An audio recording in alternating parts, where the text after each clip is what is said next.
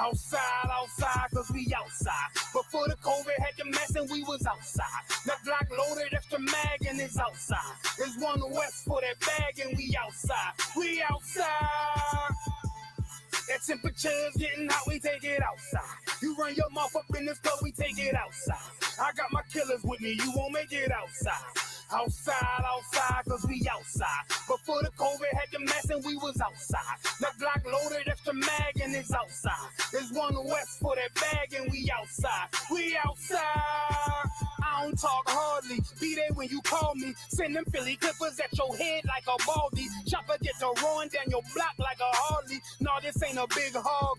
This the big dog. In your city, swinging through the jungle like it's pitfall. In the water wading, marching to my cadence. Big bursts of thunder in my hands like I'm reading. Shitty Mortal Kombat sounds, but I ain't playing. Look 'em in the eye before the war like a weigh-in. I'm up in the AM, politicking movements with that Draco from the vid because it's proven. Waiting on my brother how to bid, he ain't do shit. That's how life go. Win some, you lose. Seen a little nigga beat a big nigga out his shoes. Seen that nigga come back, pull up with a gun strap, rob everybody outside, told him run that. We outside. That temperature's getting hot, we take it outside. You run your mouth up in this club, we take it outside. I got my killers with me, you won't make it outside. Outside, yeah, we outside. Before the COVID had the mess and we was outside. My Glock loaded extra mag and it's outside. There's one west for that bag and we outside.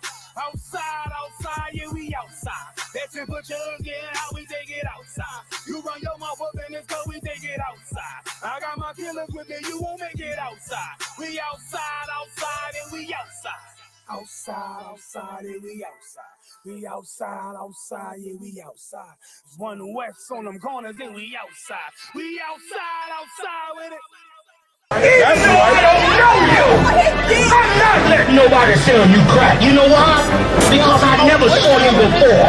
But you a black man like me. That's right, and it's worth something. This is Blackwatch with Commanding General Yahanna, the only man to lead blacks, Latinos, and Native Americans. God made man on this earth. The white man he made man. God made man. God wants man to obey him. Bringing you real news. You don't need a black man in the White House. You need a black man in every black house. For many years, there's a lot of black people who didn't realize how deep the racism of white America was. You ain't gonna do nothing unless you decide where you gonna stand at with the Most High. This station is now the ultimate power in the universe. Righteous solutions to issues plaguing our nation. Boy, you better wake up and see the power that is within blacks, Latinos, and Native Indians. Join us every Monday from 9 to 11 p.m. Blackwatch. Let the show begin.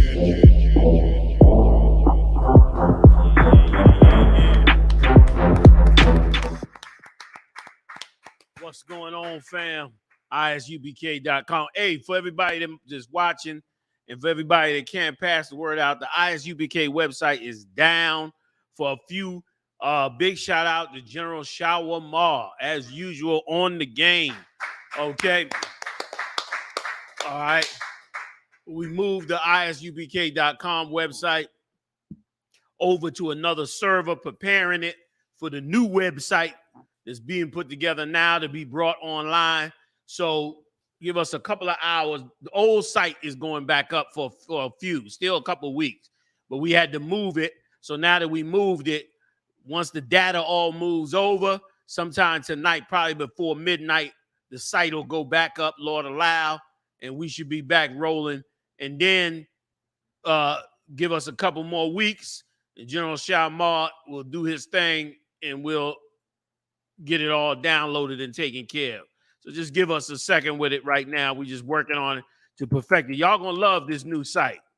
This new site is a damn animal. And guess what? Every brother in the UPK, every officer in the UPK is going to be able to interact with the website themselves.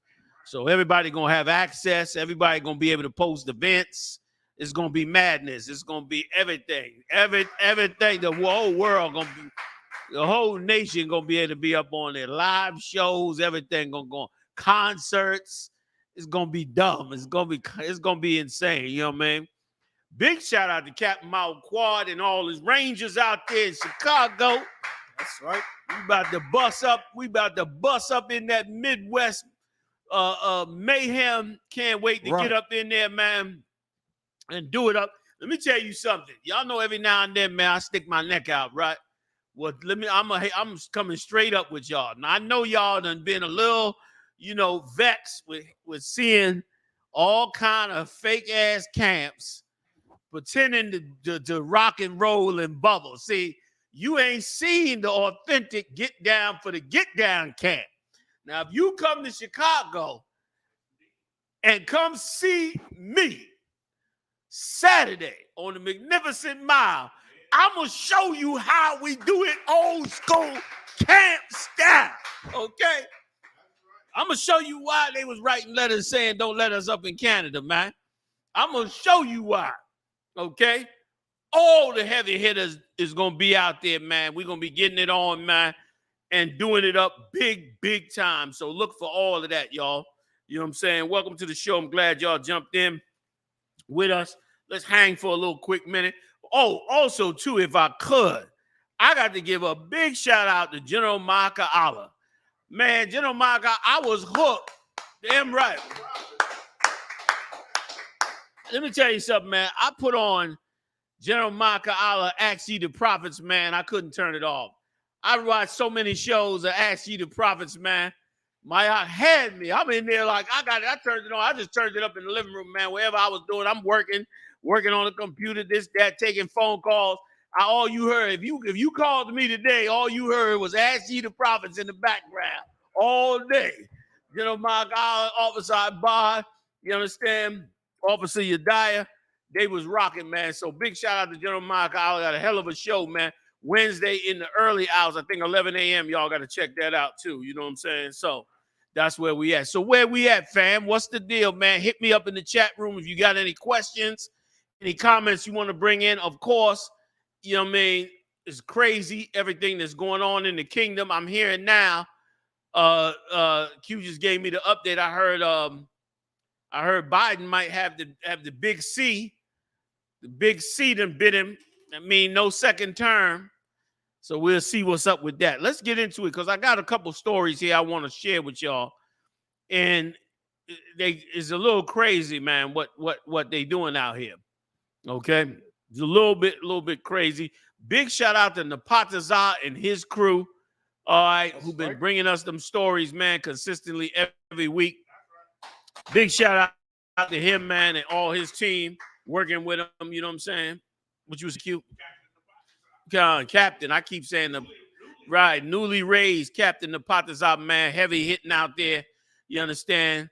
Came up under Kaposh, another bad cat, man, Kaposh, down to the Kentucky 8, man. He memorialized for life for the courage that Kaposh put down and the brothers in the Kentucky 8, man. All them cats is the realest. Stood up against a whole army of Black Lives Matter, man. Stood them down. They had machine guns out there. And Kaposh and them did not flinch or bend off of their post, man, with a whole mob full of machine gun carrying Negroes. And listen, I heard half of them niggas dead now. You know what I mean? For doing that. You know what I mean? Like, it was evil as hell. You know what I mean? And you need to understand what you're dealing with. You know what I mean? So, anyway, moving on. You know what I mean? Let's all begin. Let's bring this brotherhood and sisterhood together and let's be real. Or not. You know what I mean? One or the other. Because we got a nation to build and it's going to get built anyway. You know what I mean? Regardless of what nobody think. The Lord doing it, not us. Okay? So, yeah. So that's where we at. Also, big shout out to Nathok. Salak, your last one. Big shout out to Nathok. Right before, say again. Try to move over some. Oh, there's chairs in the way here. Messing up your focus, Salak. Better? Yes, sir. No sweat. The water. So big shout out to Nathok. Nathok put it down real strong. You know what I mean? Hooked the brother up with some gear. Got him rolling. Big shout out to him and his ribs. All right, that's it. Let's hit them stories. Where we going first, Marah? Because there's some crazy stories. We got some crazy prison stories, some crazy stuff that done went on out here, man. And this prison is in Pennsylvania, right? Man, let me tell you something. Once again, you think you ain't in Nazi Germany. Brother, you in Nazi Germany. That's why, let me tell you something. Every brother need to come into the truth. You need to come into the truth because you don't understand the dangers that's out here, man. You don't understand what diabolical things are going on. We about to read it for you right now. Whenever you ready, Marah, hit me with it. You about to see some diabolicalness, man. Big shout out to General Q up here, man, from DC, hanging with your boy. That's right. You know me and Q gets it in. You understand?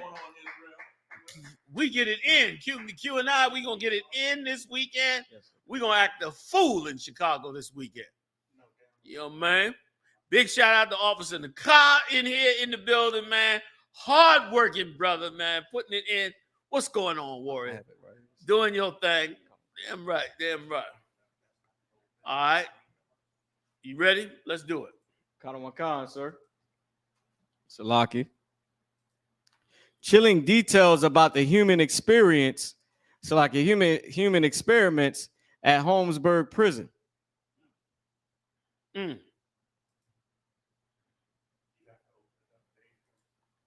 Khan.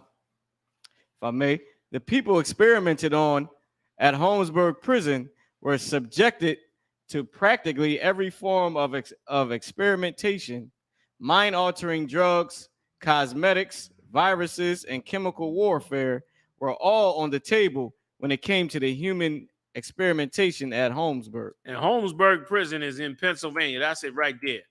Holmesburg prison is in Pennsylvania, I believe, right? Confirm that for me, y'all. And this is a prison, of course, filled with black men and women from both Pittsburgh and Philadelphia and every black town in between. That's why, man, doing the things that we doing that's sending us to prison. If you're going to go to prison, you should go to prison for a good reason, man. You should not go to prison for no BS reason, man. This is what this kingdom done taught us, to go to prison for nothing. Because prison, man, they doing experiments in you. Read that list of things they were doing again. Let me break this list down to you. You know what I mean? And of course, once again, they want to act like you know, what is your problem? You go to prison just on a 2-year stint in this situation, and anything can happen to you. Because they doing stuff you don't know they doing. They always acting like, well, at some point, black people got to pull themselves up by their bootstraps. Pulling yourself up by your bootstraps really means getting you free from this oppressor, man. Go ahead, run it down for me again, Marah. Khan. If I may. Mind-altering drugs. Mind-altering drugs. Now, remember, this is a up-to-date report, which means they're using all the latest mind-altering drugs on these brothers and sisters in prison, man. Doping them up, and many times without their consent, probably all the time. Out without their consent. They don't even know that they putting stuff in the food. All of a sudden, they watching the reaction to know whether or not to use the drug, how much of the drug. You understand? And remember, they can do these things because according to the Constitution, once you get incarcerated, you lose your rights. That's why they have it in there. You lose your constitutional rights once you locked up in prison. And black man, you too goddamn valuable to be in no prison cell. You too damn, listen, the talent that it takes for you to survive in prison today, it's a shame that you have to use that talent for that reason. Because that talent could change the face of the world. It's certainly the face of America for righteousness' sake. But you being put in an environment to turn you against each other, and meanwhile, blacks and Latinos, meanwhile, they sitting back with the video cameras out, doping you up and experimenting with you. Give me some more on that list. The people experimented on in the prison had very little choice or agency in the matter. No. Go back up to the opening paragraph with it where they ran that list down. Mind-altering drugs. Mind-altering drugs. Go ahead. Cosmetics. Cosmetics. What the hell is that? Like makeup? Yes. Damn. They experiment with makeup on prisoners. Like I said, go ahead, Q. Say. You get down in the meat of the joint, it's despicable. What you gonna hear? Experimenting with makeup. I don't understand even what that is about. But go ahead. Some of the makeup, it's got all kinds of chemicals. So they put it on the prisoners to see if it burn you up or do whatever it do to you. Oh my goodness. Go ahead, Viruses. You in prison, they putting viruses in you, experimenting with you. Right. And chemical warfare. The stuff they would use on an enemy in the world, they putting that chemical on you while you in prison unbeknownst to you, man. Because I don't know no prisoner except a crazy man that would say, sure, go ahead and experiment on me, man, with mind-altering drugs and chemical warfare, man. I don't know nobody that would go for that. That's crazy. This is the state of black men in America, black women in America, Latino men in America, Latino women. Nicole, go ahead. What you gonna say? Why don't you just come up to that seat? Ain't nobody there. There you go. All right. So I heard of this before, right? From the same prison. It was a while ago, right? That they conducted experiments. So as you was bringing it up, I was like, let me check just to make sure. So I found the article. It's a government page, where it says back in the between the 1950s to the mid 1970s, where the prison is at is right across from CFCF. So that's where most black people do get locked up. I was actually locked up there. So they said the same things that back then that it was from like cosmetic. We'll show you they doing it again. Right. Q's mic, they said is low. You got it, Mara? Test 1, 2. Beautiful. Go ahead, up. So of course, they come in trying to play harmful. So they was actually paying people. It says a few dollars just to conduct the experiments on them. So it went as from cosmetics, detergents, and all the way down to what we are seeing again today, harmful chemicals. We'll show you, but they done upped it up now with chemical warfare. Right or wrong. Like this is some sick nonsense, man. And once again, black man, you so much more valuable than that. In your worst poverty, man, you so much more value than that. And once again, we got to have the kind of value for us that's important. We got so much value for our slave master, man. We don't want him offended at all for nothing. But what about us? And let me tell you something, man. In this cruel world, and this is worldwide, this ain't just Edomites or anybody. In a cruel world, nobody cares for somebody that can't benefit them, man. That's why you got to care for your own black man, black woman. You got to see value in building your own people up. If you can see value in it, see, this place has broken us as a people so bad that we don't believe black people could do anything. We don't believe Latino people could do anything. We don't believe they could pull our nation back. We don't believe none of that. We always act like, Negroes can't get nothing done, or we don't never come together, and, we hate each other more than any. And, brother, we better wake the hell up out of that madness. Like, they taking brothers. These is regular brothers, man. Every brother that go to jail is not a hardcore psychopath, man. These is human beings, man. And they in there doing experiments on them. And I tell you, man, from years ago, I always used to wonder. I would see black men, and I see black men with schizophrenia, black men in the gutter, you know what I'm saying, homeless. And I always would look at them and wonder, did this mental illness just come on them? Some it do. Or is this some cat that was in prison or somewhere else and something was done to him, and now he walking around in the street, you don't know. I've talked to some of these brothers, and they'll tell you all kind of stories. Some is they stupidity. Some of them is they stupidity. I talked to a brother the other day. it was in the gutter, and I was like, man, what's going on with you, man? And he said, man, I got HIV. I'm real sick. I can't take care of myself and all that. And he said, and I had to learn a hard lesson, man. I said, well, what was the lesson that you had to learn? I said, well, I got to tell you, I got AIDS, right? And I got HIV. Did I mention that? Did he say that? Yeah, he got HIV. I got AIDS. He said the hard lesson I had to learn is that, you can't, that whole talk about, you got to live your life. You understand that whole talk about you got to live your life, and the way you want to live your life and all of that. That's true. But what they don't tell you is that not following God, sometime it'll come back on you. You know what I'm saying?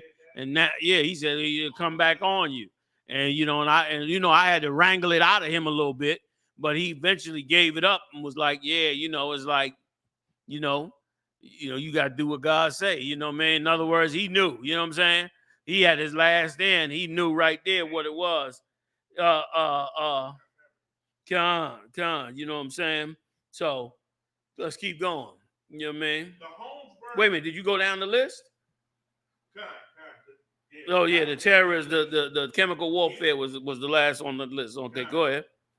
The Holmesburg prison in Philadelphia, Pennsylvania was initially built in 1896 to serve as a county jail due to overcrowding at Philadelphia's Mohammed Singh prison. So that was supposed to be the spillover jail. Go ahead. Designed with the same layout of the Eastern State Penitentiary, the foundational mentality behind the prison was separate penal confinement. Right, meaning it was designed for a single cell for each prisoner, which is perfect if you're trying to do experiments on people. Go ahead. According to Hidden City, by the 1920s, Holmesburg had already had a notorious reputation for brutality. Imprisoned people were kept in solitary confinement and only allowed 20 minutes of exercise per day. In 1922, the Evening Public Ledger described Holmesburg prison as the worst prison in the United States. The worst prison at that time in the United States of America. Holmesburg prison. That's hell over there. Holmesburg prison made headlines in 1938 when 4 people in prison there were baked to death in a small concrete isolation block used for punishment known as the Klondike. They had a name for it. Use it as the Klondike. Put you in there. It'd be so hot that you damn pass out and die.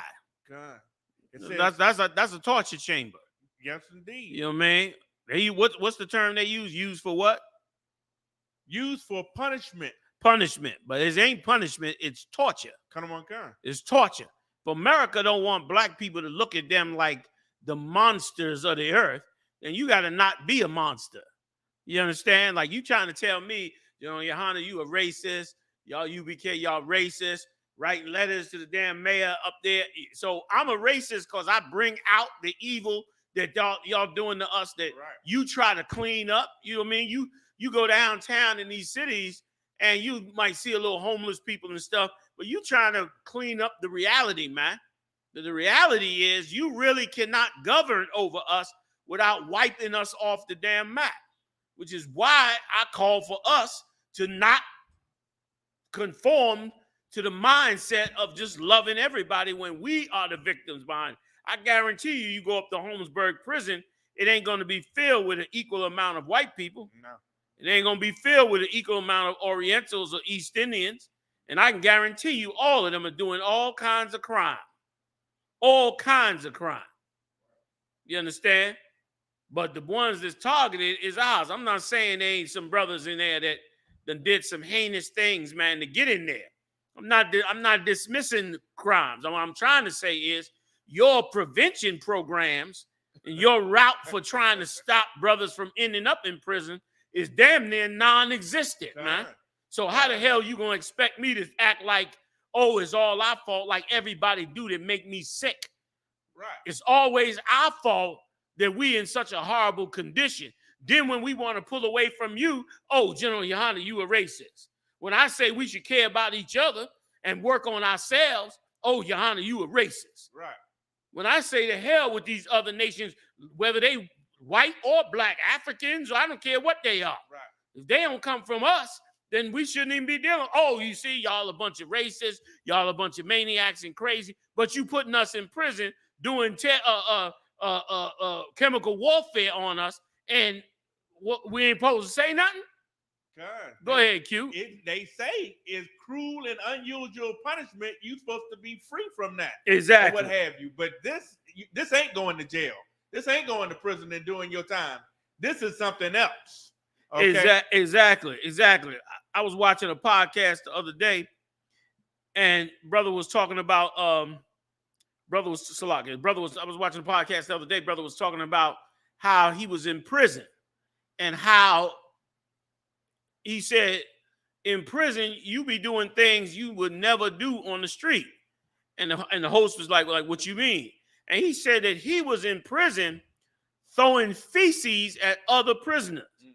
And he said the whole reason for that is because you going down the tier in certain cases, and some cat in the cell throwing feces at you.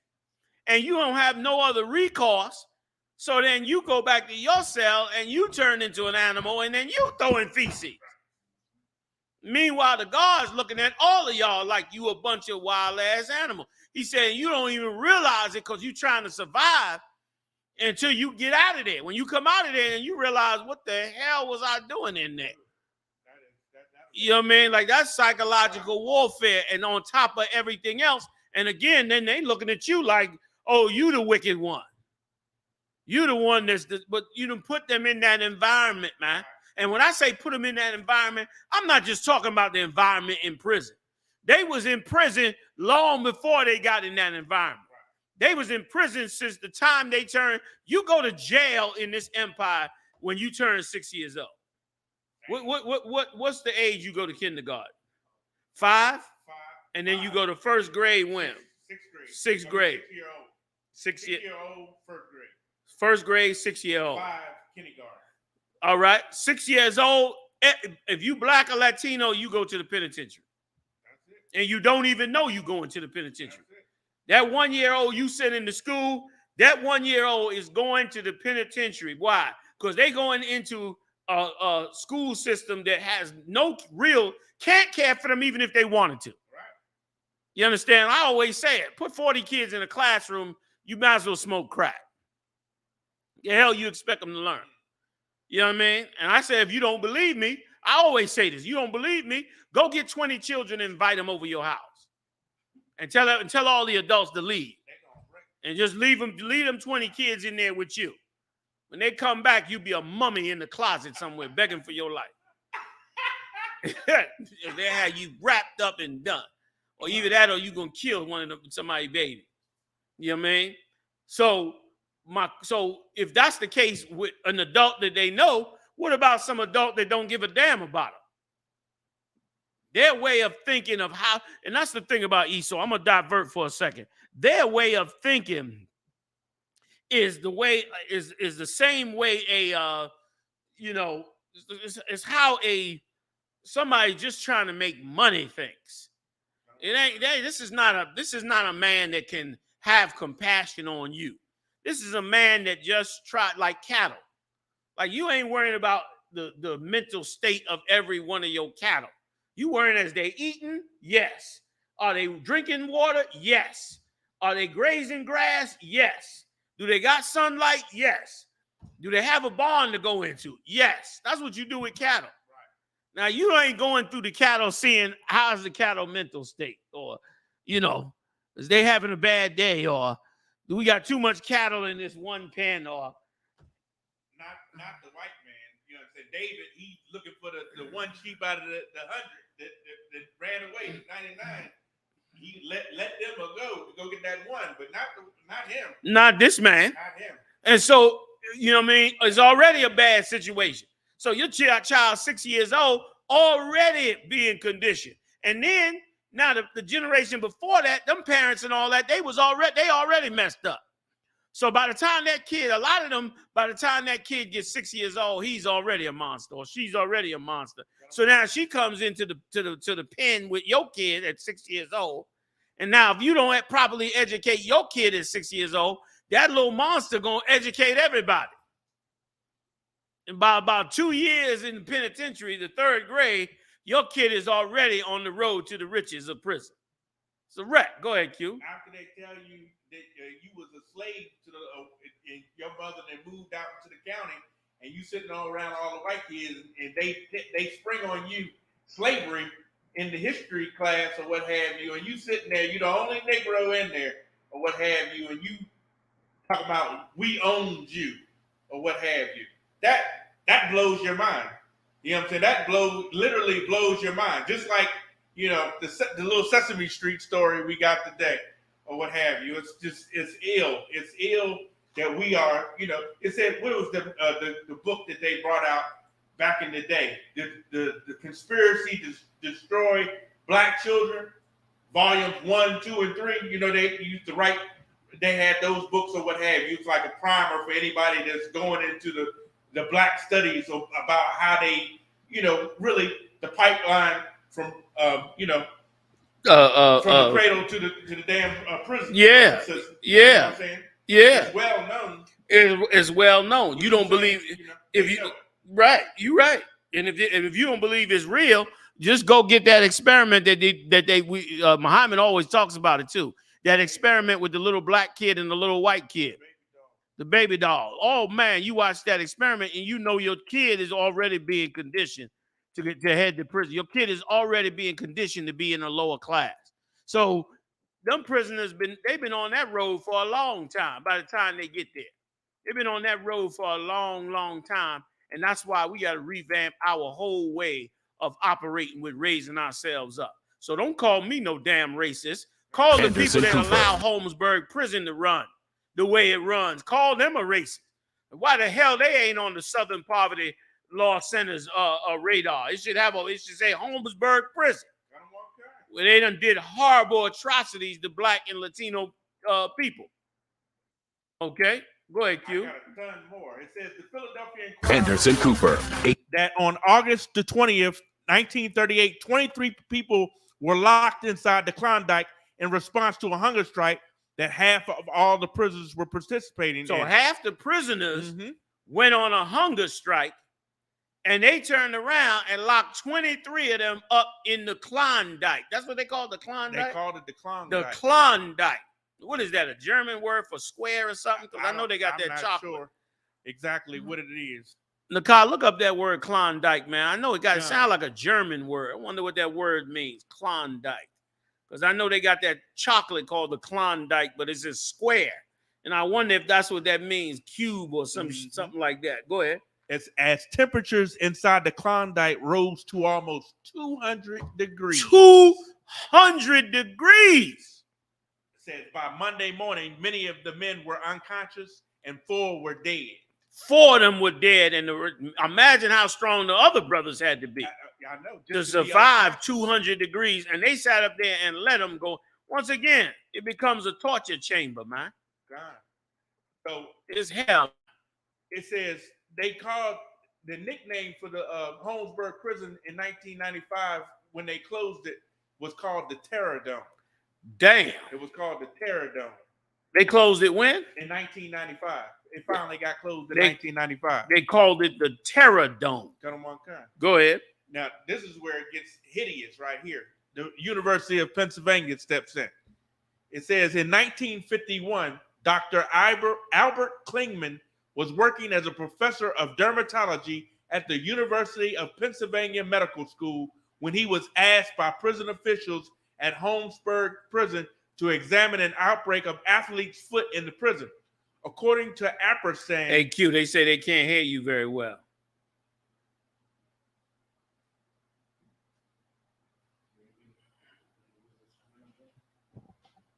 Test 1, 2. Turn this one on. All right. Can you hear me now? Yeah. 1, 1, 1.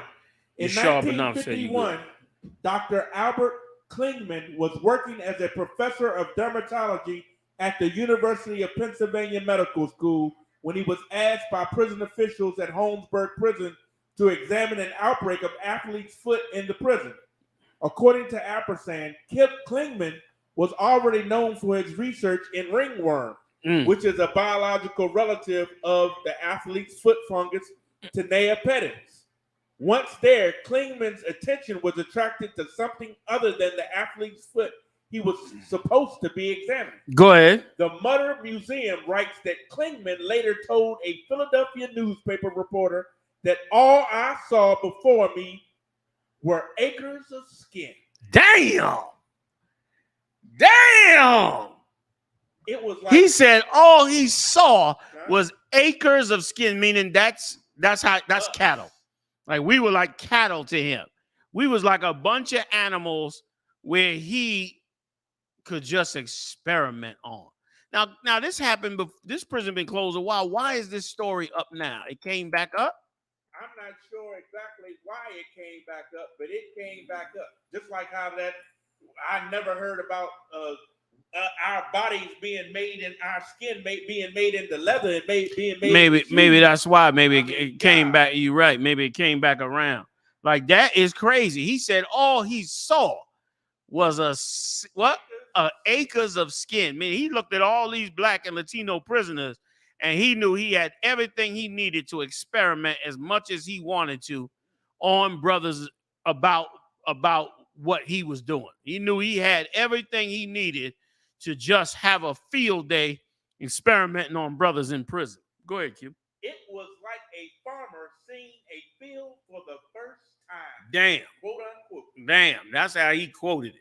Would show you that that's all he cared about. He wanted to just be able to experiment on these brothers. So you could imagine how many brothers is walking around today who this cat that did all kinds of things to, man. And I could be wrong on this. Y'all out there, if you know, just let me know. I'd heard that this same guy created that the drug Claritin, the anti-allergy. He is the guy, right? That probably is him. I heard he created that Claritin. And I heard that some prisoners got out and tried to sue him for what he did to them and to get money from Claritin because they made a gazillion dollars off of the allergy medicine. University of Penn, Johns Hopkins, you can just go up the coast with all the craziness that they've been doing to us in these universities, in these university hospitals and everything that they've been, just using us the way that they want to. Big shout out to Coco Puffy Head. Coco Puffy Head said the Army is very similar out of one. So the Army is doing the same thing. Once again, don't nobody care about you but Christ. You know what I mean? Don't nobody care about you except Yahawashi, the king of blacks and Latinos, man, and Native Indians. That's the only man that ever cared about you and the only man that ever taught people to care about you. Everybody else don't give a damn about you. They just want to experiment on you, use you. You know what I'm saying? Use you like you're worthless. When you the princes and princesses of the Lord's nation, man. Like that is crazy. This cat, man, sat up there and looked at us like, man, I got plenty to experiment with. Give me some more. And he bragged about it. Give me some more. It says it didn't take long for Klingman to set up shop in Holmesburg prison. In 1968, Klingman revealed that he had begun to go to the prison regularly, although I had no authorization.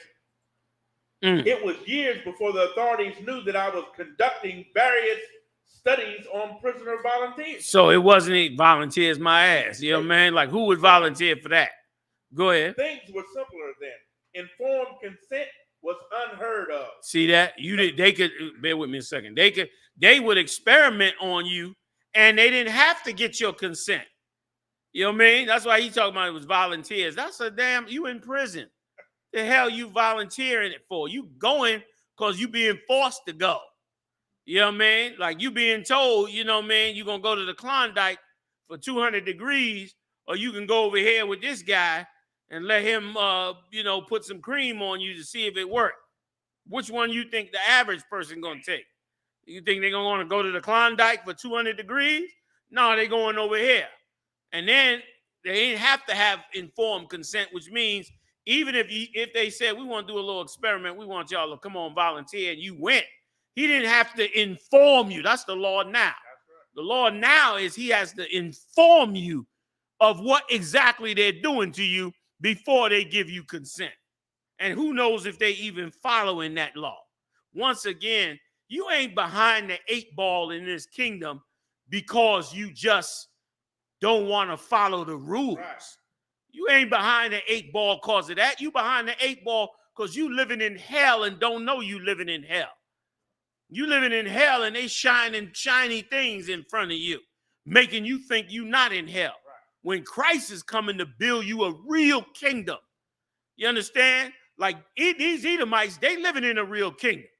Go ahead and mess with the Edomites. Mess with them. And they will step to your game and defend their empire. But you ain't living in a real one. They'll experiment on you in the prison, and it won't even matter.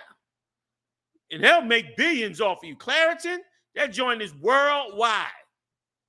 And that's how they think. Experiment on you, get approved, or figure out how to make some kind of drug, then spread it all over the damn earth.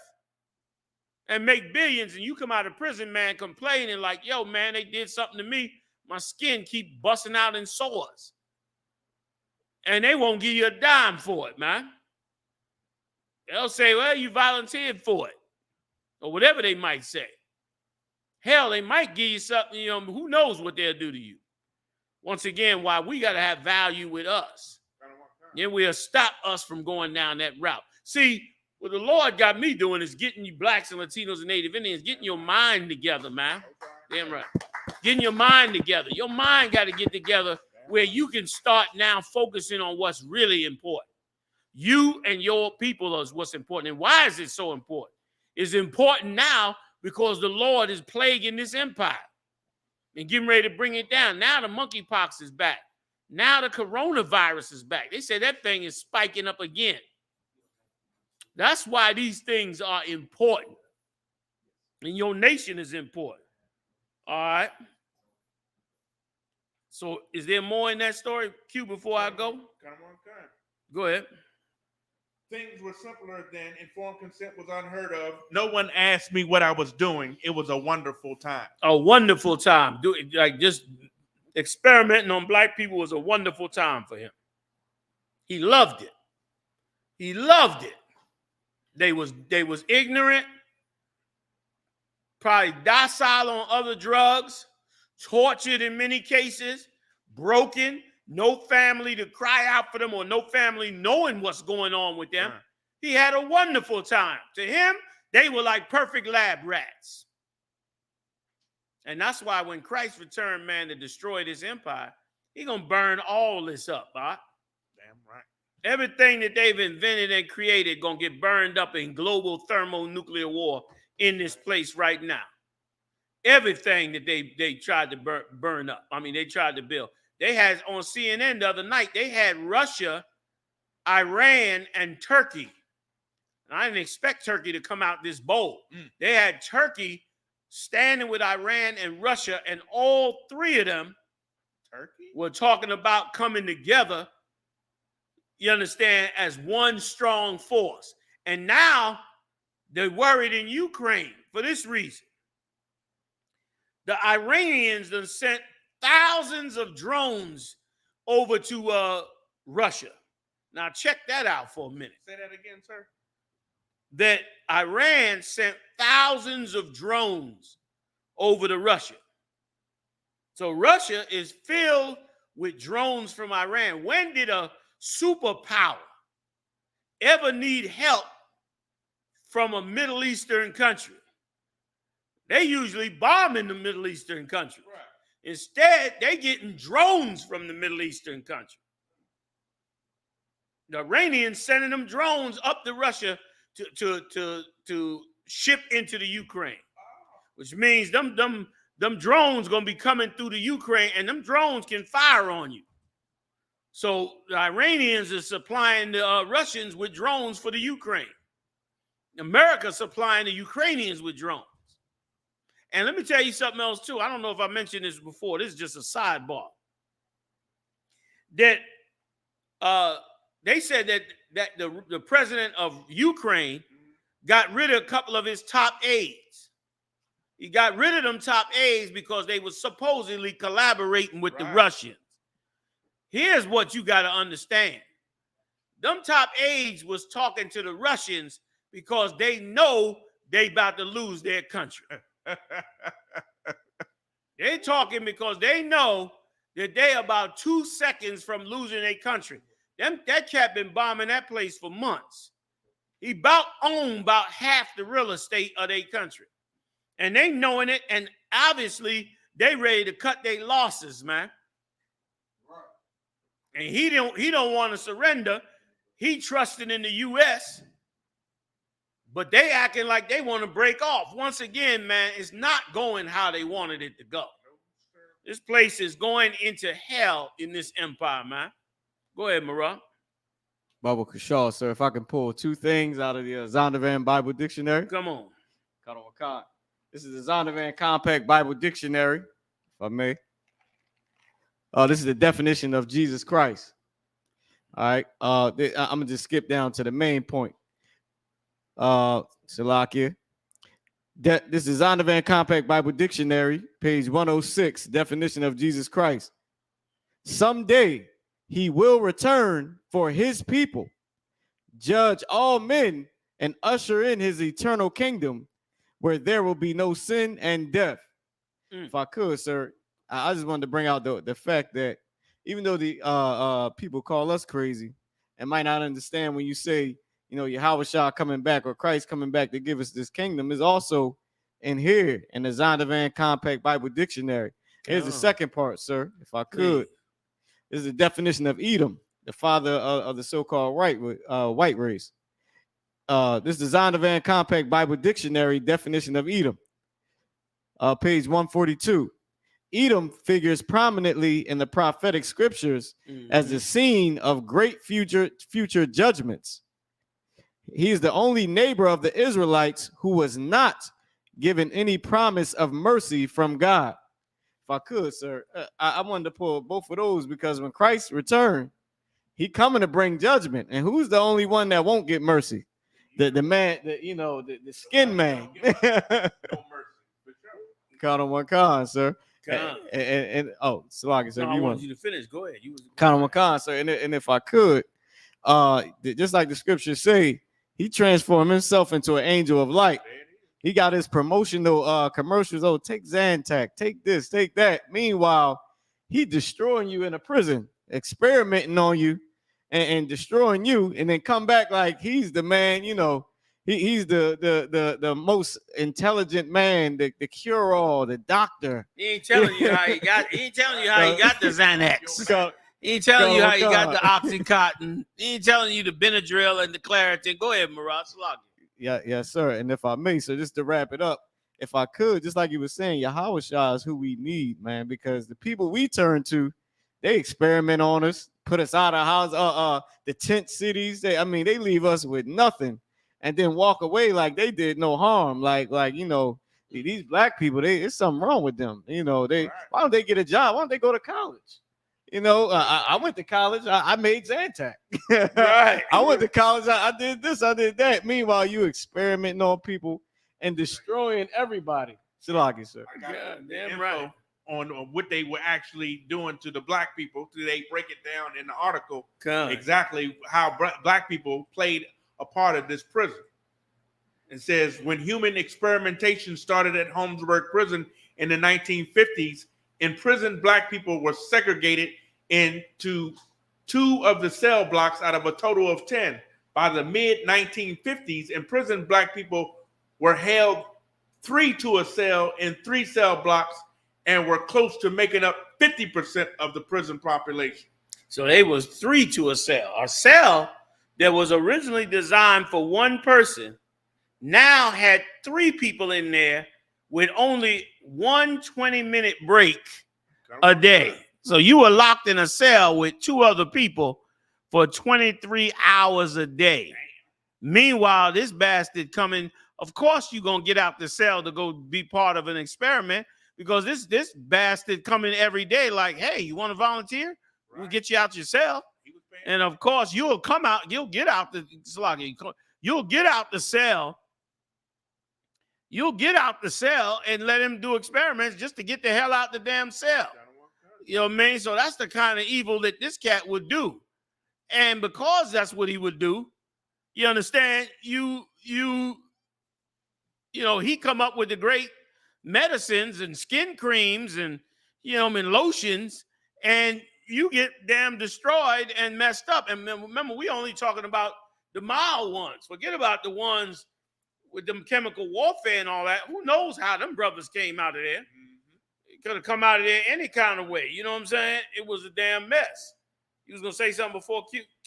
I'm gonna just let him say something. Then you go. No, go sir. ahead. Kind, sir. If I could, sir, when you go to them jails, if I could, CFCF is right near there. I was in CFCF, and it was a 3-man cell with 2 beds.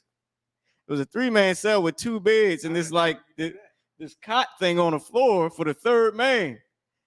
And not only that, like you in that cell for 23 hours a day, and you're supposed to get 1 hour out.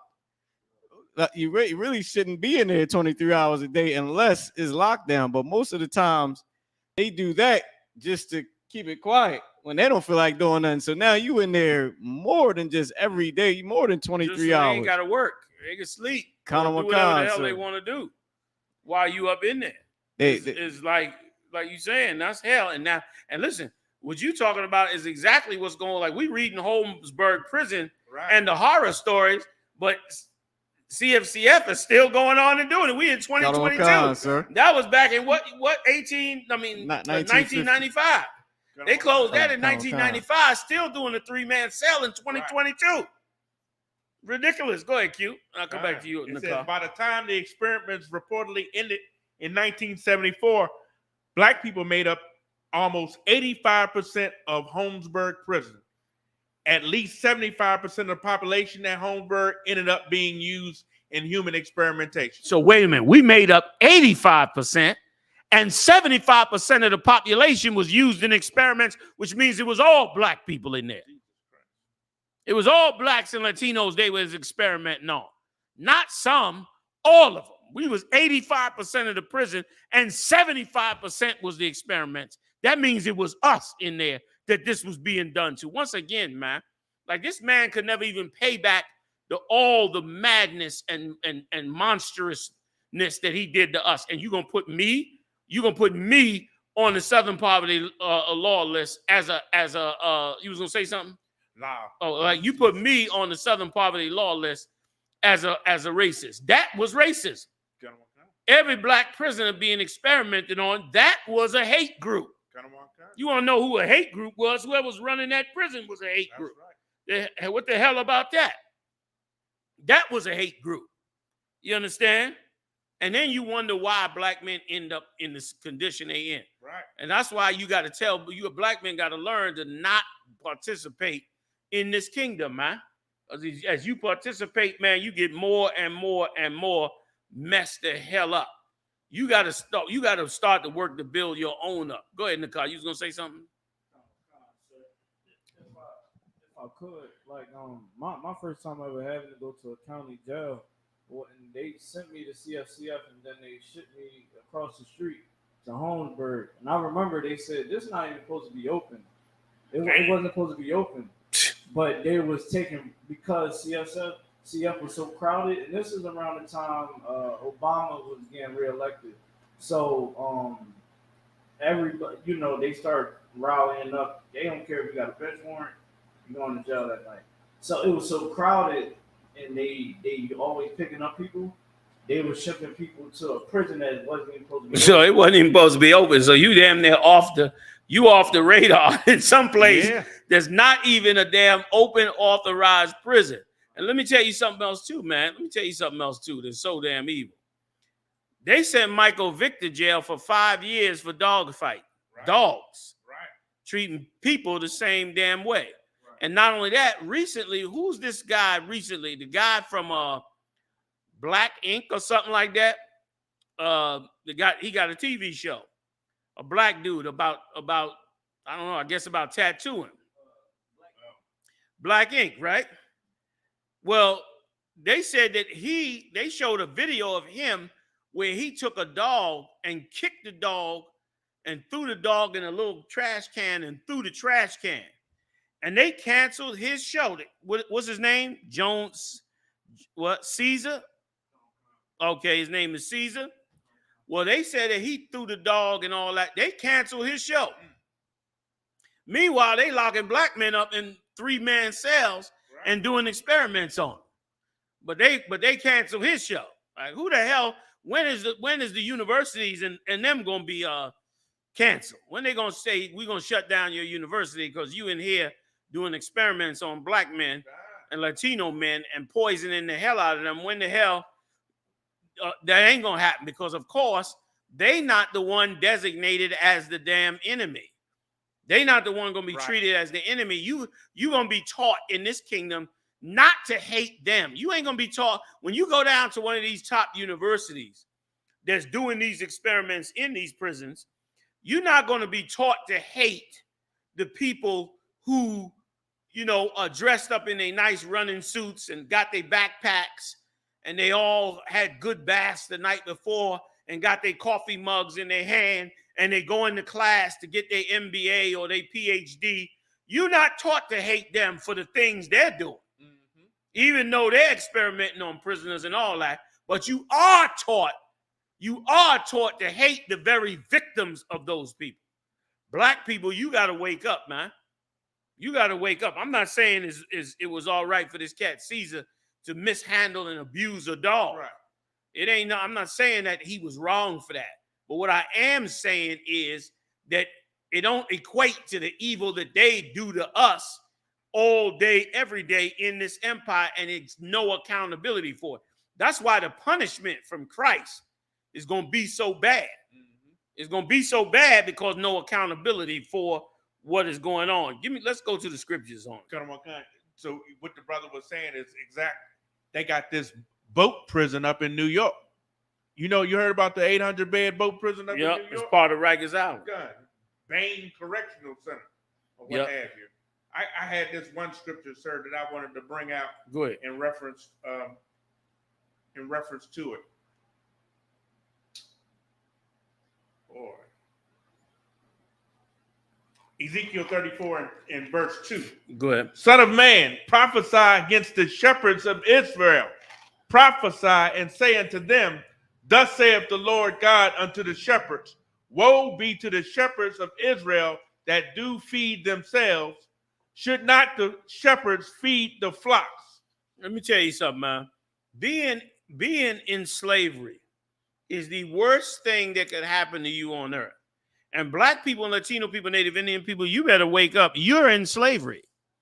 Even though you go to work every day and you pay your bills and you got a 401k, you understand, a few dollars in the bank, you are a slave. Meaning you as a people have to live under the rules of someone else. And even if you turn around and say, like white people say this all the time, if you don't like it, get the hell out of here. The problem is, wherever you go is going to be another nation there. And that nation going to have its own rules. So what good is me going from this nation to another nation when I'm going to have to follow that nation's rules? When I should be going to a nation that's going to love me and then I'm going to have to follow the rules of my people. But in this place, you don't get that. In this place, you got to follow the rules of the empire you're under. Why? Because you are a slave. Like if an Italian get mad with America and say, man, to hell with America, what does he have the ability to do? He can get on a plane and go back to Italy and follow the rules of Italy under his people. If a Cameroonian or a Nigerian say, man, I'm sick of America, man, to hell with America, what can he do? He can say, you know what, damn that. I'm going to get on a plane and go back to Nigeria, and I'm going to be a part of my people and live under my rules. A lot of you Negroes went back to Africa thinking the same way. I'm going back to Africa to live, you understand, among righteous people and among the rules of Africa. So I want to get away from this white man's way of life. You don't understand. You just went to another country with another people that are not your people, and now you following the rules and laws of those people. That's why you don't never hear me advocating black people leaving this country. You leaving this country just to go to another country.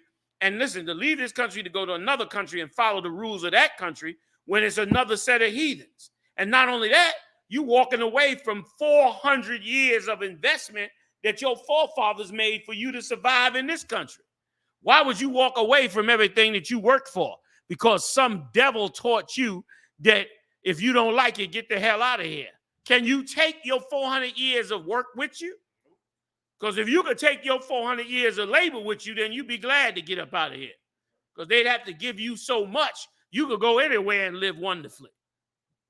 More importantly, what they supposed to do by law and gonna have to do is admit where they took you from. Admit who your bloodline is. Admit who they were selling off the coast of Africa. Right. And pay back what they stole. Okay? And they ain't prepared to do that. So that's why it makes no sense. What does make sense is finding your identity and returning back to your king, a black man by the name of Yahawashi, known today as Christ. That's your heritage. All right? You finish that scripture? Because I need to move on. If I could. Real quick, go ahead. Ye eat the fat, ye clothe you with wool. Right, you eat the fat, you clothe yourself with wool, and that's what every slave master does. You wonder if you're in slavery? All you got to do is look at the wealth of the people that are in charge of you. Are they spending the wealth on themselves or on you? If they spending it on themselves, then it's because the slave master has made them rich to keep you a slave. That's when it's that. Then you got something. Now you know you are a full-fledged slave, regardless of how you living in this kingdom. Go ahead. Ye kill them that are fed, but ye feed not the flock. Right. You go ahead. Verse 4. The disease. No, read that part again. But ye kill that are fed. You killed that are fed. Them that are fed. You kill them that are fed. Right. You kill them that are fed? Yes. Okay. But ye feed not the flock. You feed them. Read that one more time. It don't say verse you 3. Kill for them. Ye eat the fat, and ye clothe you with the wool. Ye kill them that are fed. Right. You kill, meaning you kill for them that are fed. That's what it's meaning. Meaning that you go out and kill for them that's fed. You're going to make sure they eating good.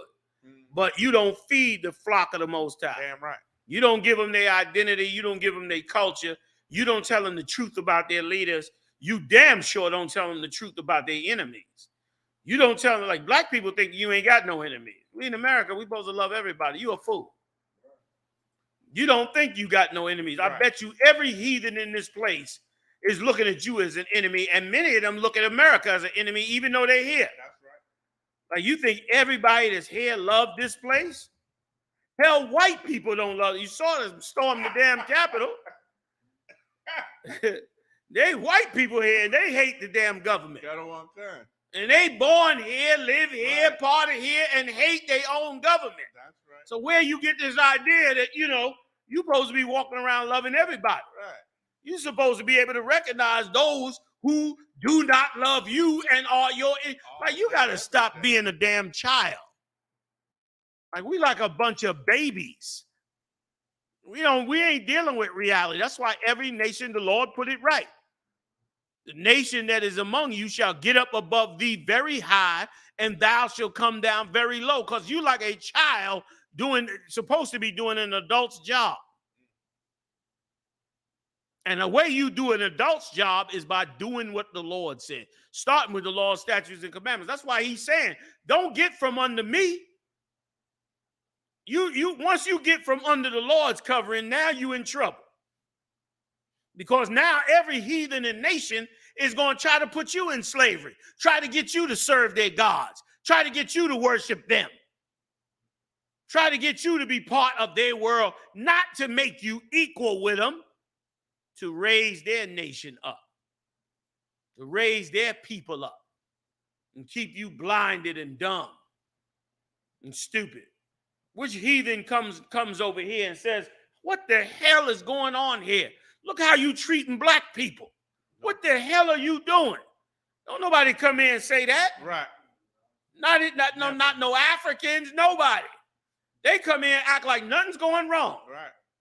Them Arabs walking around, them chicken joint owners and them East Indians selling you coffee in the morning. You nodding on the sidewalk, half dead. They just go in there, hello, good morning. Open up the Dunkin' Donuts, lock the door behind them, and turn on the damn coffee machines. Right. They ain't even thinking about what happened to you. Right. You could rot here and die. They wouldn't give a damn about it. Right. And you big and dumb and stupid sitting up there like, God, I love everybody. We just like, good morning, Mr. Kumali Cuckoo. Good morning, Mr. Muhammad. You love everybody, dressing like everybody. Y'all make me sick, man. Y'all be dressing with all the clothes of every nation on earth. I remember in the 70s, I was a kid. I saw you Negroes in them dashikis. I knew back then. I knew in the 70s. I wasn't number the kid. I knew in the 70s, them dashikis was not right. I looked at them dashikis, man, like, why is they dressed like this? We in America. Why are you dressed with them dashikis on? Because you was on some back to Africa. In the park playing drums, trying to be African. You playing drums better than the African. You the one with the rhythm. You understand? You ever see a real band of blacks and Latinos get together in the park? They be making it illegal now. And there's so much gunfire and all that. But brother, growing up in New York City, man, it was the most beautiful thing. The most beautiful thing in the world when I was growing up in New York was to be in the park right before sunset. Like when it start getting red because the sun is coming down. Brother, them blacks and Latinos, they done had their brews. Everybody feeling good. And they get to playing them congos. Goom, goom, goom, goom. Goom, goom, goom. And everybody start coming out because it's getting cool out. And the people would all come out, man, and circle them brothers up. And they would be getting it on. But they would have on dashikis. They was trying to be Africans. You understand? I ain't never seen no Africans get together in the park or nowhere and play them damn drums. I hear y'all trying to pump them songs on the radio. Oh, my goodness. You interrupt the whole flow of them black radio stations with them damn African songs. And you say I'm a racist for it because I want to preserve my culture and my identity. And listen, and I could understand it if my people did not suffer a certain amount of slavery. Like, in other words, I don't agree. I agree with white people when they say that the other nations should mix in and melt with them. I agree with you because them nations came to America. They prospered. They made money in America. They should be a part of the kingdom with you. But I should not have to do that. I shouldn't have to love this country to be here and make money and prosper here. I should be allowed to not like this country because you slaughtered my forefathers. You murdered my forefathers. Why I gotta like you? Because you hold the money? You slaughtered my parents to get that money. I got a right to that money. I got a right to that prosperity, man. I don't owe you nothing. I don't owe you my love. I don't owe you my love. I don't owe you my respect. Right. I don't owe you those things. You committed crimes against my people. And when I speak about it, you say I'm a damn racist and a hate group, man. I'm a hate group while you experimenting on black men in Holmesburg prison to the tune of 75% of the population. You got brothers right now going to a prison that's supposed to be closed for the atrocities that was done in the damn prison, man. The hell you talking about? And you say I'm the lunatic? I'm the crazy one. I'm the madman. I'm the nutcase. You the goddamn nutcase, man. You the nutcase. Walk into Holmesburg prison and see all that's been done in there and sit back and act like, oh, it's a sea of skin. You Hannibal Lecter, nigga. You Hannibal Lecter. Finish your scripture, Q, so I can move on. I got more stories, man. Ezekiel 34:4. The disease have ye not strengthened, neither have ye healed that which was sick. That's what I do. That's what I do. I strengthen the disease. You know who the disease is? The 12 lost tribes of the children of Israel. You Negroes, you Latinos, and you Native Indians. You them 12 tribes that are sick in every way possible. Physically, mentally, psychologically, whatever. You sick. You the sick one. And I help heal you. I help fix you. I help strengthen you. This man don't do that to you, man. He see you as prophet. And so do every other nation. Let another nation get the opportunity to get over the top of you. They'll do the same damn thing too. Ain't nobody mixing and melting with you. And then when I stand up and say, man, damn this. Don't y'all tell a woman in the domestic violence situation to walk away? What the hell you mad at me for? For telling black people, walk away. Right. Telling Latinos, walk away. For bringing out how the Bible say, come out of her, my people, walk away. Let's start a new nation, man. A people of the Lord. Not go somewhere, right here. Because Christ's going to take it all over anyway. You ain't got to overthrow the white man. I ain't calling you to do that. I ain't calling you to do that. Just serve the Most High. The Lord will do the rest. The Most High will do the rest. All right, Q, I got to go. You finish that scripture? Neither have ye bound up that which was broken. You hear that? You neither bound up that which was broken. That's what I do. That's why you see me stand on the corner like a lunatic. Me and all my men all over the world. We standing on them corners because we bind up the what? Read it again. Neither have you bound up that which was broken. Right. We bound up that which is broken. Black man, you broken in this place. Black woman, you certainly broken in this place. You broken in this place. You broken and don't even know it. You don't even know it, man. That's what I do. I fix that. I bind it up. I repair you. I bring you back. How do I do it? With the power of our King, Yahawashi.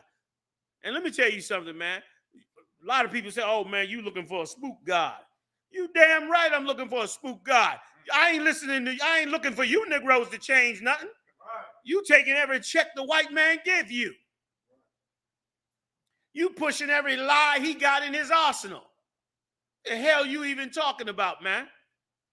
Yeah, I'm looking for something that's not here. Because we broke in here, man. We broke in here. But we got the records on how to fix us.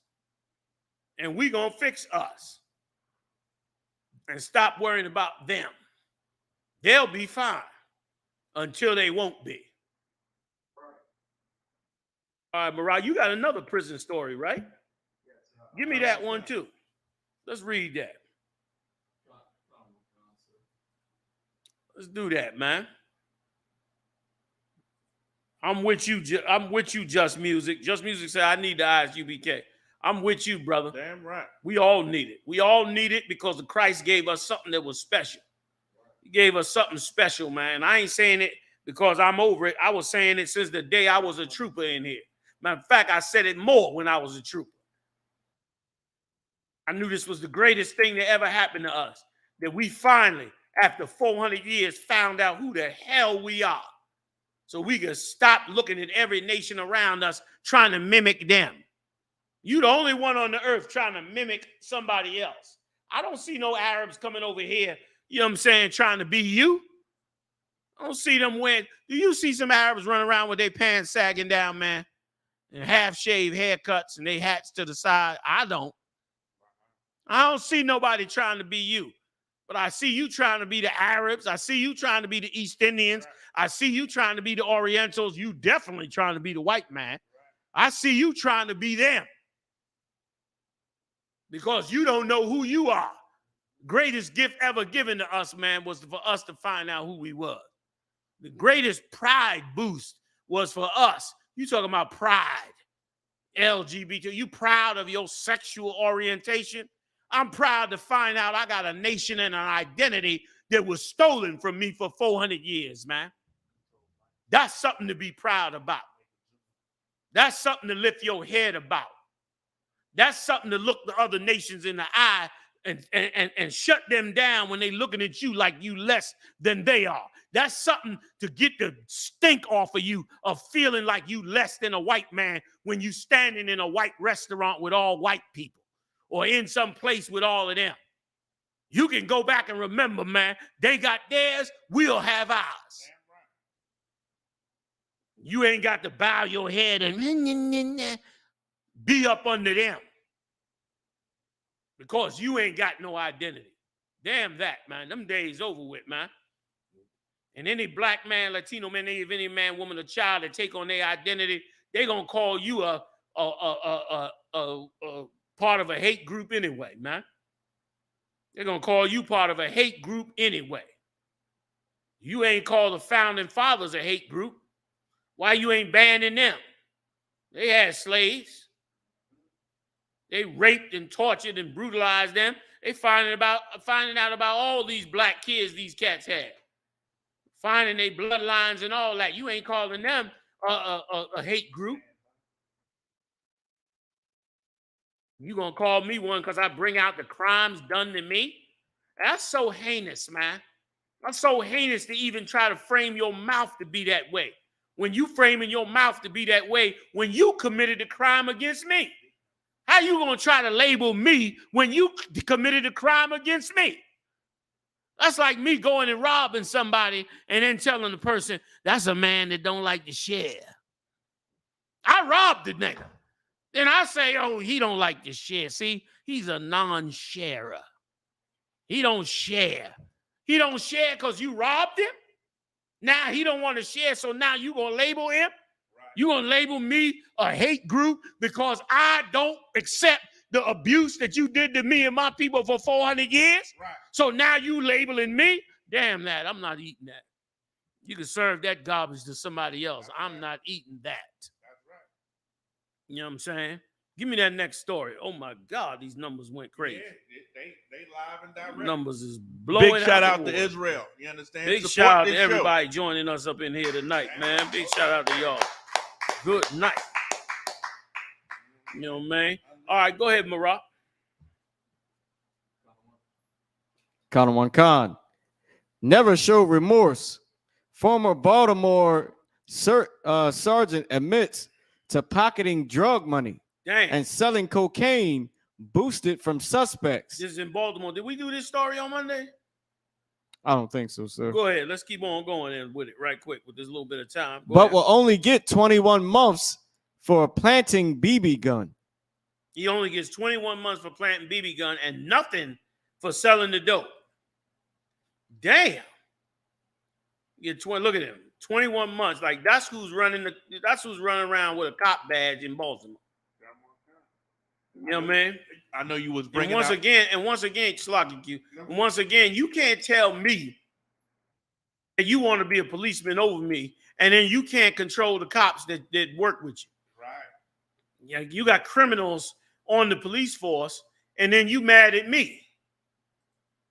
When you got criminals in the police force, this cat selling dope, pocketing the money, he running his own gang with his badge.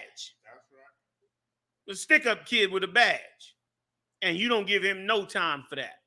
Meanwhile, if a black man was selling the same drugs and doing the same robberies, you'd give him 20 years in prison.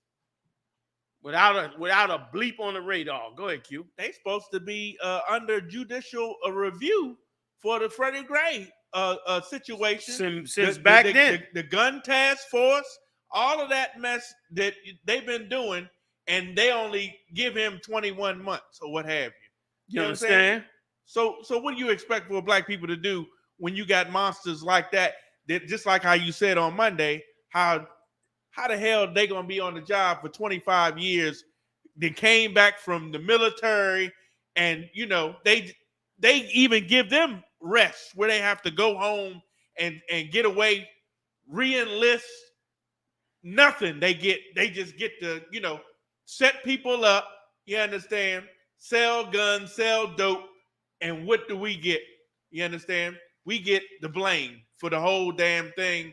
They get to walk away with, no punishment whatsoever after they done viciously, ruled over us and just gave us no spared us no mercy, gave us nothing. It's just ridiculous. Like it's ridiculous that you could even do that and not get no time for it. Like if I go out and rob somebody right now, even if it's a drug deal, I go out and rob somebody right now and get caught, I guarantee you the minimum they offering me, man, is 2 to 4. That's the minimum they offer me. They catch me red-handed, I got a gun on me, oh, I'm getting minimum 3 to 5. You know what I mean? No record, maybe I get 2 to 4. But on a robbery, come on, man. And meanwhile, this cat walk away scot-free. And been doing it. We ain't talking one robbery. We ain't talking robbing one drug dealer and pocketing that money and sell. Listen, and he's selling the dope he confiscated. Like, what a beautiful business. Not only do you not have to buy the dope, but you're getting full dope prices for the dope. And you getting the money for the dope that was already sold. You snatch the cat up off the street, you getting the money for the dope he already sold, and you getting the dope to resell again and get the rest of the money, and you don't get nothing. You don't get no time for it. What an amazing business. Because the biggest problem a dope dealer got is his re-up. He got to go back to get more drugs. He got to come up with that money to get more drugs. So imagine if you could sell drugs and never have to re-up. You just rob another drug dealer. It's the perfect business. And he don't get no time. And he in a city filled with drugs, Baltimore. And given in the public trust, like giving power. Like that bastard come up the street and tell you stop where you are. Right. You got to listen to this piece of garbage. Right. He tell you put your hands on the car. You got to listen to this piece of garbage. When this is a stick-up kid, it's damn near like you gotta obey a stick-up kid because they gave him a badge and they didn't have the ability to control him. They didn't have the ability to police him and control him and catch him for his crimes, but he out there catching other cats for their crimes and then committing a crime against the ones he catch for their crime. So you selling dope, you a criminal. He come and catch you selling dope, and he commit a crime on you, and he get away with it. And he get away with it. Brother, in Christ's kingdom, man, it would never be like this. It would never be like this. Go ahead, A couple of scriptures, sir. Go ahead, please. In the book of Jeremiah, chapter 50, verse 7. Just Music said he worked for Dope Dash. Salak, instead of DoorDash, Dope Dash. Salak, a big shout out to you. Go ahead, I'm sorry. We're in the book of Jeremiah, chapter 50, verse 7. All that found them have devoured them. Everybody that found us devoured. I'm sorry. Go ahead, break it down, Moreau. No, sir. I was just reading it for you. Okay, go ahead. Everybody that found us devoured us. We've been devoured, man. When they process a pig in the processing plant, those of you that's familiar with them processing plant, you lost it? Those that's familiar with a processing plant, when they process a pig, they process every single part of that pig, even its blood. They drain the blood, they use that for something. They cut the pig up, every single part of him is used for something. When they get everything off of him, then they grind all the leftovers and everything up. They take the bones out and use that for something, fertilizer or something. Then they take whatever's left that they grind it up and they turn that into chopped meat. And they sell that to you. Or some other mess, spam or sausages or some pork product. That's what they do. Every part of that pig they got to utilize because that's how they get their money. You understand? So the same applies to you. You like the pig. Read that again, Marah. That's such a beautiful scripture, man, when it comes to us and how we should be thinking, man. Go ahead. Khan. All that devoured them have, Salaki, all that found them have devoured them. Everybody that found us has devoured us, man. Everybody that has found us has eaten us up. You still dumb thinking you're going to join everybody else, man? When the Lord said, ain't nobody find us and say, yo, man, these people been being treated for many, many years. Right. Let's try to help them out. Everybody that found you devoured you. Come on, Marah, please. Khan. And their adversary said, we offend not because they have sinned against the Lord. You hear that? Your enemies say that. We offend not, because they have sinned against the Lord.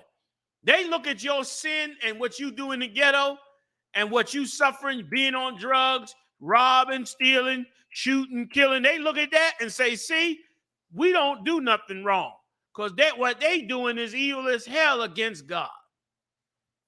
And that's why you got to come out of it, man. That's why you got to eat a better way. Right. You got to bring peace between you and your brothers a better way, because otherwise you sit up there just being devoured by them and they don't have no conscience against it. Neither do you have any pushback. Black people look like, oh, well, we all doing wrong anyway. That's how they look at it. And the churches don't help. They blame you anyway. They tell a black man going to church, put a suit on, and they transform that nigga into another race. He look at the rest of black people like they the filthiest criminals on the earth. Meanwhile, he look at himself like, he's following God. Right. And then he begin to sit up there and look at you like you're filth. And then he joined the other nations and still look at you like filth, like some of these fake Israelites groups do. Go out there and tie themselves to the Africans or tie themselves to the white man or something like that. And in their stupid ass mind, they don't even think we tying ourselves to these heathens because really we turning on our own people. They don't think like that. They think that, it's all love, or lie to themselves and say, well, these people are Israelites too. Well, there's a spiritual Israelite. You a fool. Because what you're doing that you don't realize you're doing is you're turning on your own people. That's why you're joining these other nations. You're joining them to be accepted by the rest of the world. And to be accepted by the rest of the world, you have to turn on these dirty niggas over here. And so you'll turn on them. But what you don't know is that the Lord loves them. Christ came from the ghetto, dumbass. That's where he came from. He came from the worst ghetto in Israel.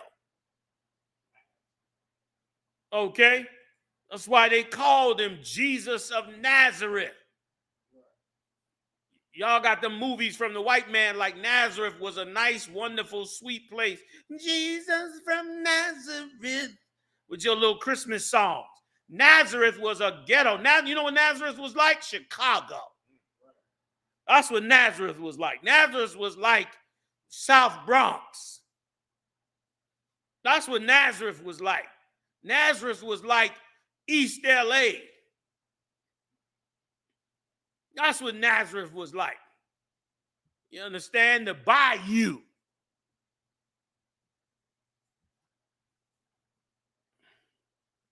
You know what I'm saying?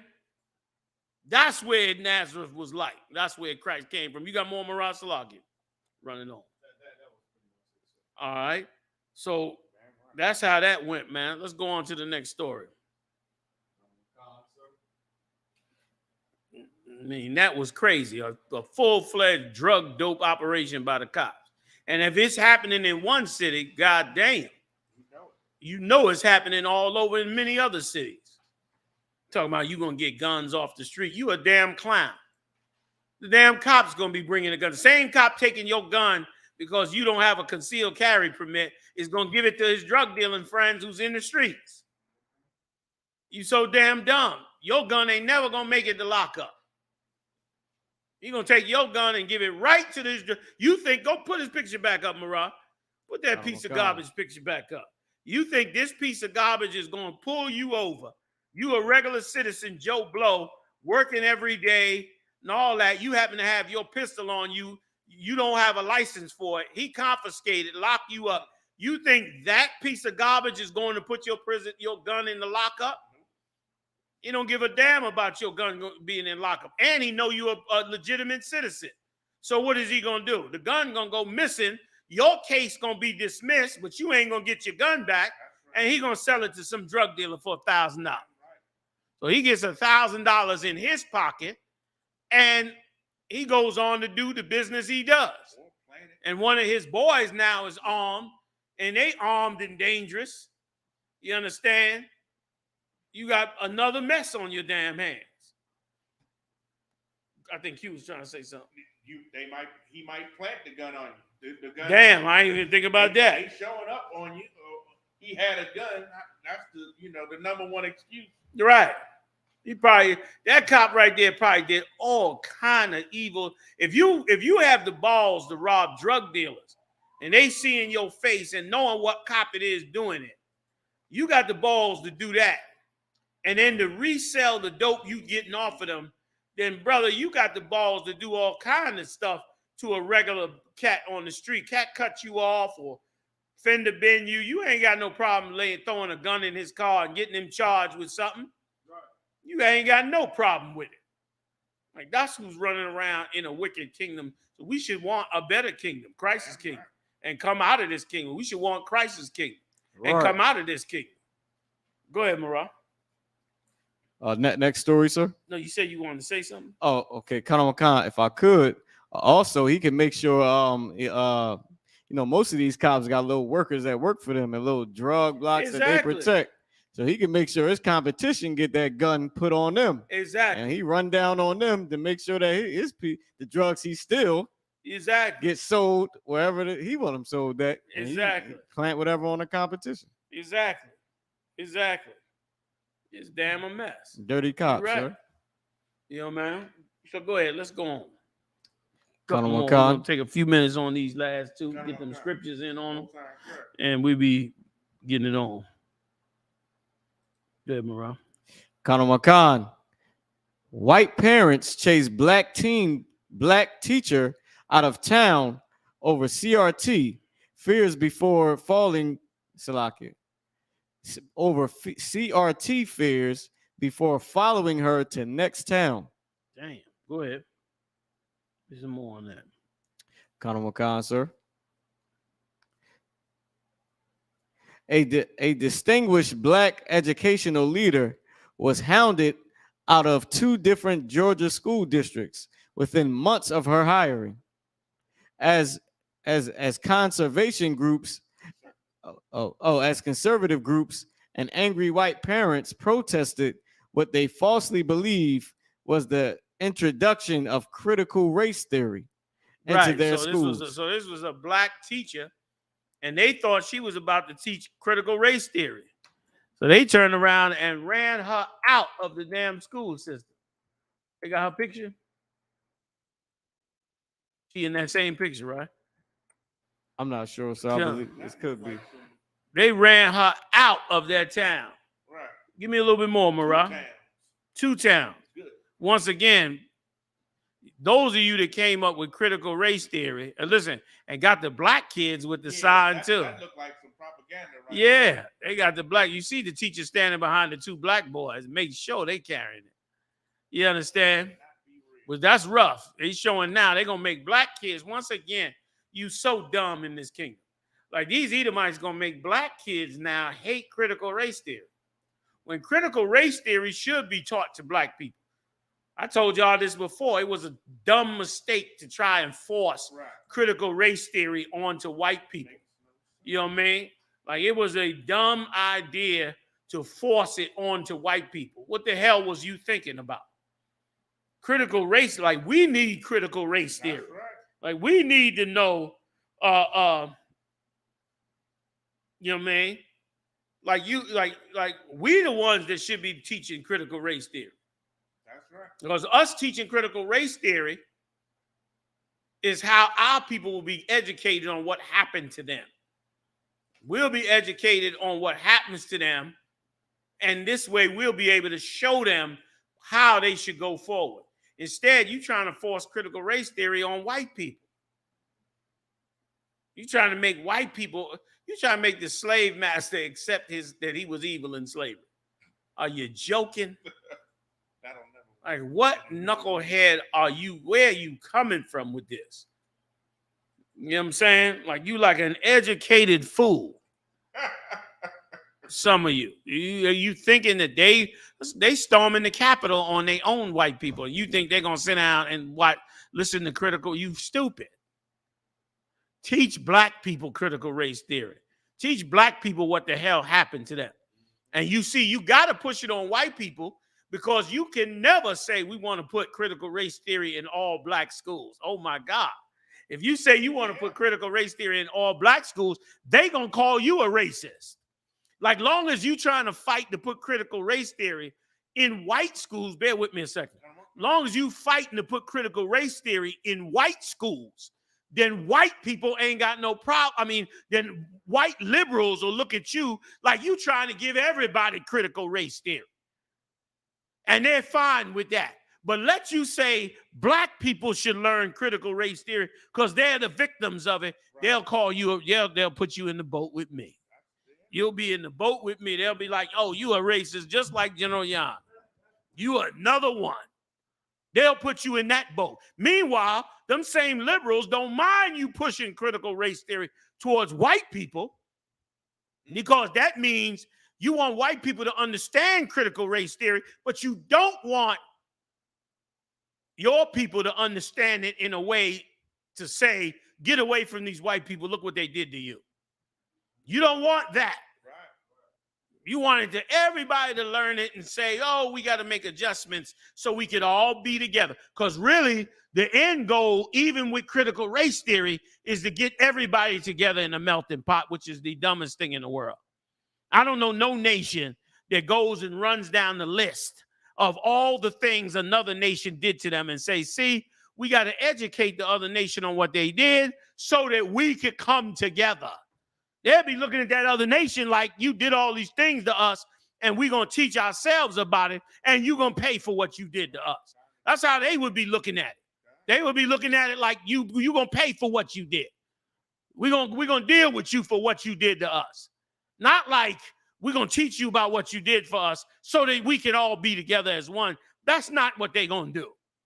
But that's what you doing because you don't know what the hell you're doing.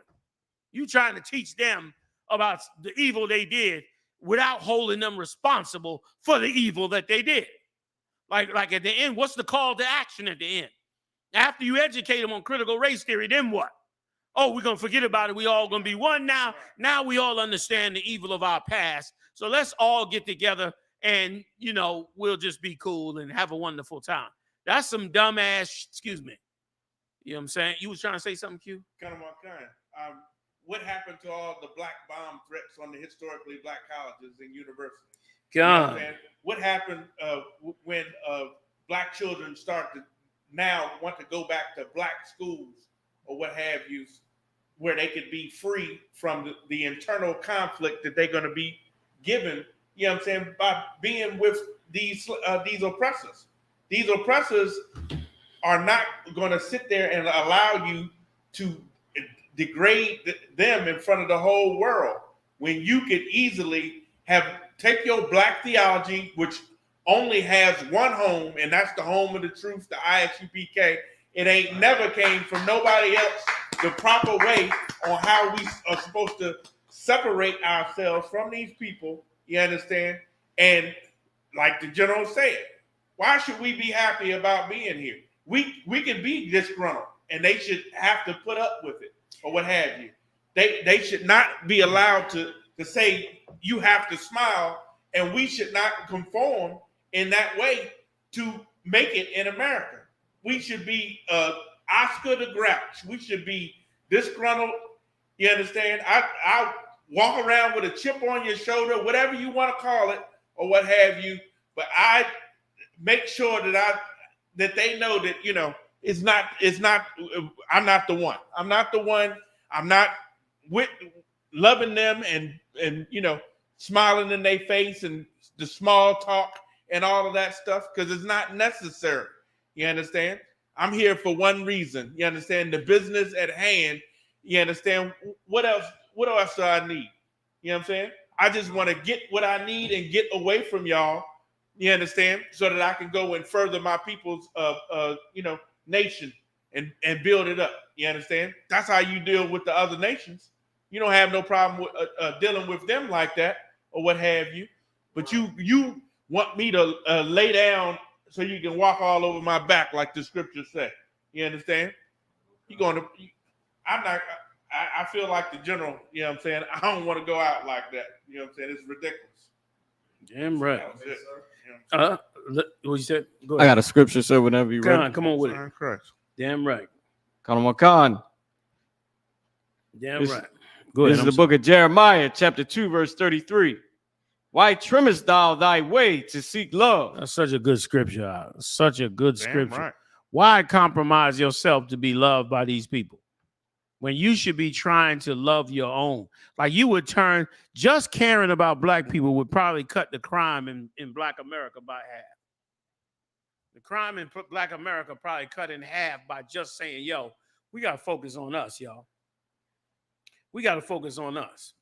Right. We got to take care of us. That's right. That alone will cut the crime at least 25, 30%. Come on. You got to give me at least 1/3. Come on. Go ahead, Marah. Khan. Therefore, hast thou also taught the wicked ones thy ways. We taught the wicked ones our way. We done taught, in other words, we taught the wicked. When they say we taught the wicked one our ways, we taught the wicked one that we need their love. We trim our ways for their love, and they learn from that. Oh, that's what black people want. They want to be loved by us. Oh, I'm going to use that against them. And that's exactly what they do. They use it against you. They act like, oh, we love you. We want to work with you. We this and that. And that's why a lot of you is simple as hell and think white people love you, because your supervisor acts so nice to you. Your supervisor be so nice. Hey, hi, Shwanika, how are you? Your hair is so nice. You ready for work today? Yeah, me too. I had a cup of coffee. Oh, you're having a hard time? Oh, I'm sorry to hear that. What's going on at home? Oh, let's talk about it later. All right? Meanwhile, then she's sending you in there to get that work done. That's the only reason she's being nice to you.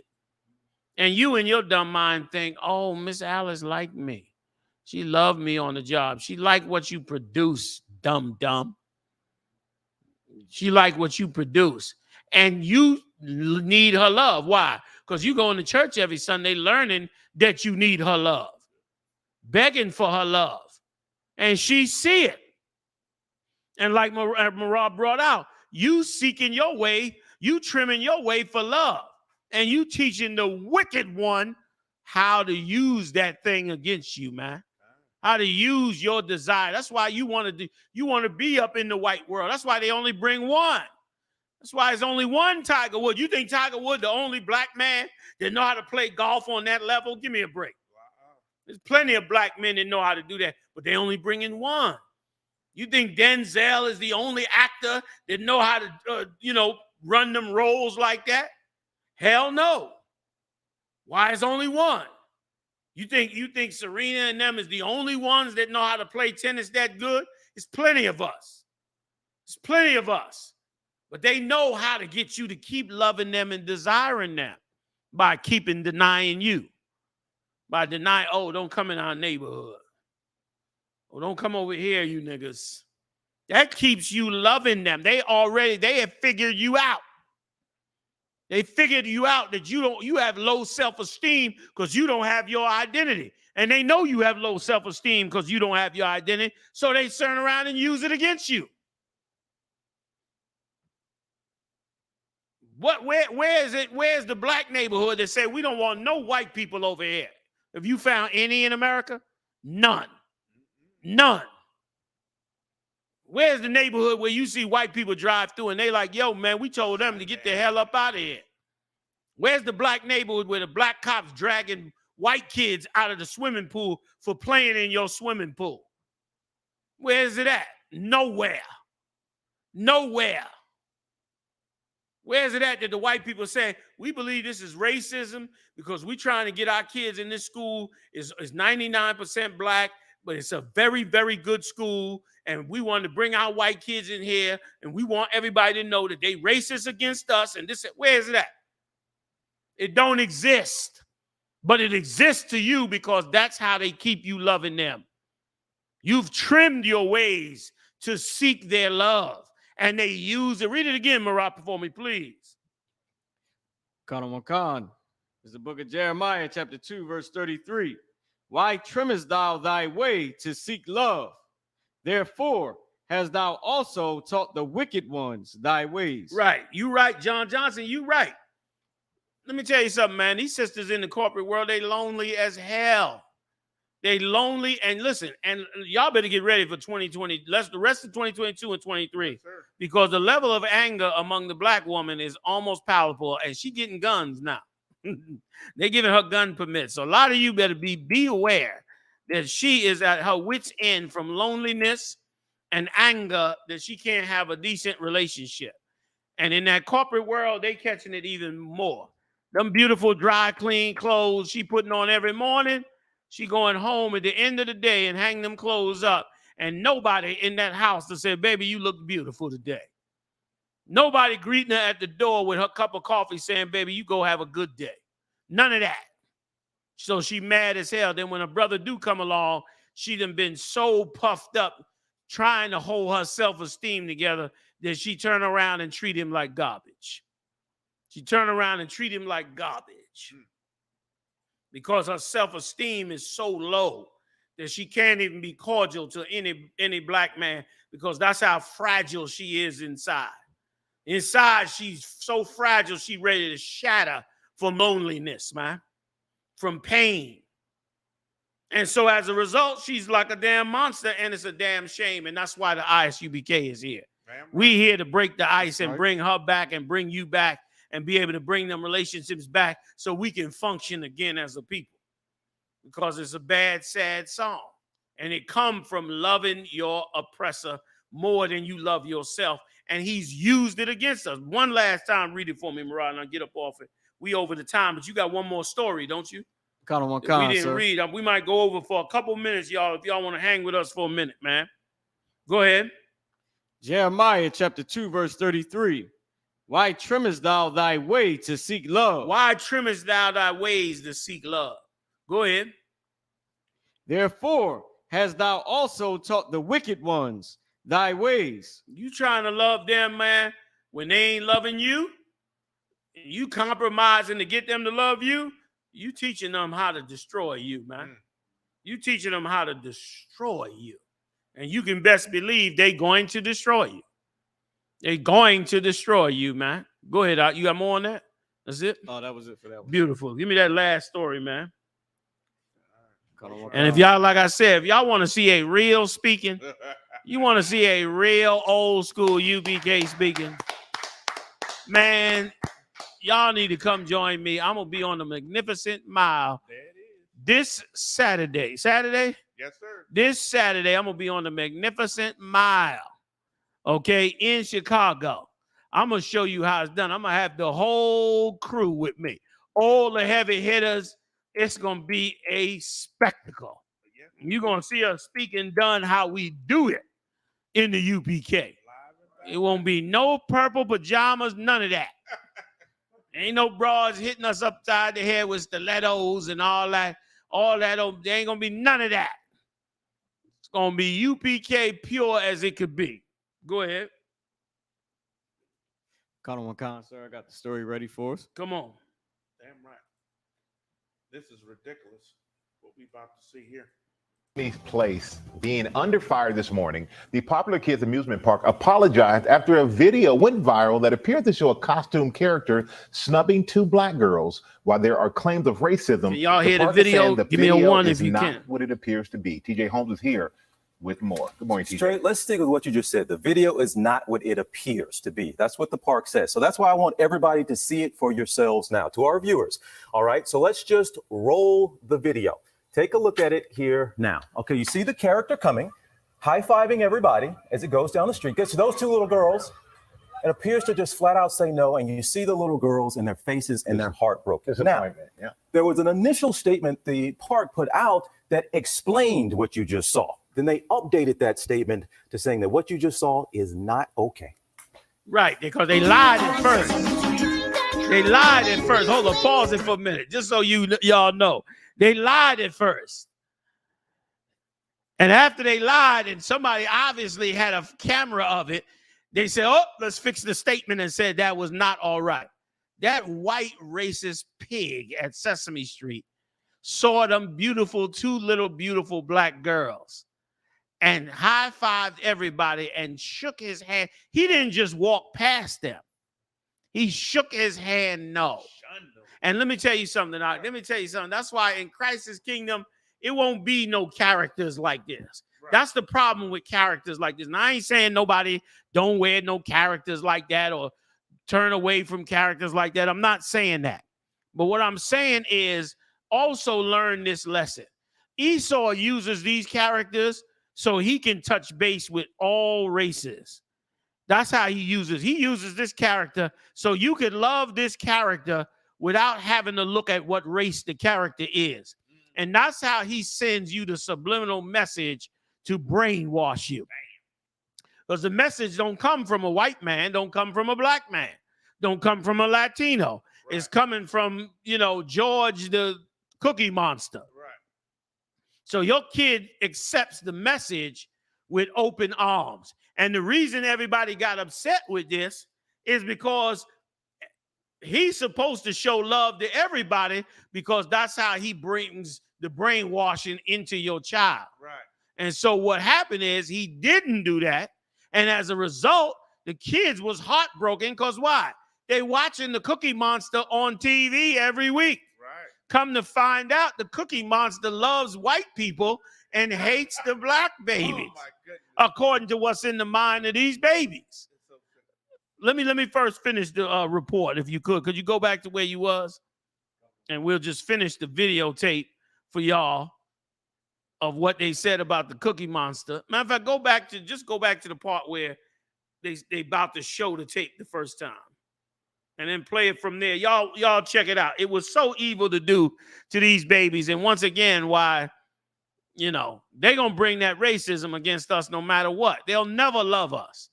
They'll never love the people that the people who they ate. Like, you'll never love a live chicken. You'll never love a live chicken because you eat chicken. You'll never love a cow. You might like the cow. Oh, the cow is nice. You might even call them your favorite cow. But the time is going to come when you're going to eat that cow.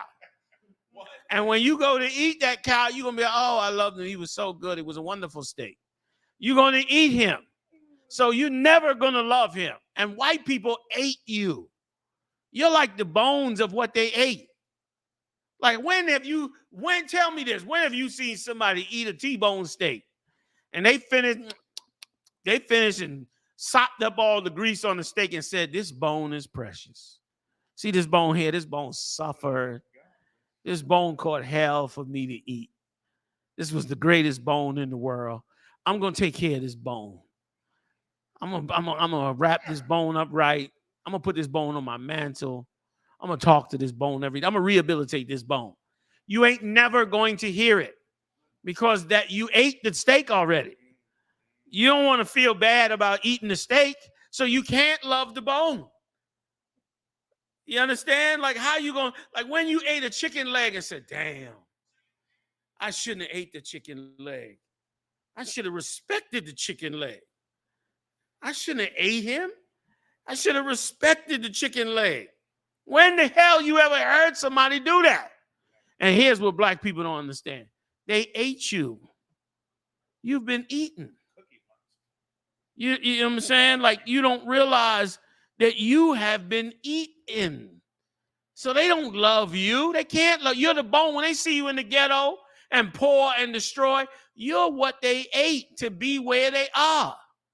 That's why you hear white people say, well, it was a necessary evil. That necessary evil was because they felt like they had to do it. It's a necessary evil that you got to kill a cow to eat him. To you, it's a necessary evil because you have to eat him. They had to eat you in their mind. So it was a necessary evil, what they did to you. Q. Yeah. Come on. You know what I'm saying? So heavy, you know what I'm saying? That, Cookie Monster, yes, teaching you how to share is dissing you on the street. Yes. Not showing you no love whatsoever. And you got to not want to be his food. You got to want not, you know what I'm saying? You can't love the Cookie Monster. You got to teach your kids to love black people. You got to make them the hero. You got to march them down the street in the parade, not the goddamn Cookie Monster. You got to make coloring books about black people. You got to make heroes stories about black people. You got to do those. So now your kid can go meet the black hero, and the black hero gonna shake the kid's hand. But you making the Cookie Monster the hero for the kid. And the Cookie Monster ain't your people. The Cookie Monster pretending to be no race until you get in. The Cookie Monster pretending to be no race until you get in front of the Cookie Monster. Then when you get in front of the Cookie Monster, you find out that he's really a white man in a mask that hates your black ass. My God damn. Them poor little babies, their hair was done. They was all dressed up, ready to, high five and, bump fists with the Cookie Monster. Come to find out the Cookie Monster hates niggas.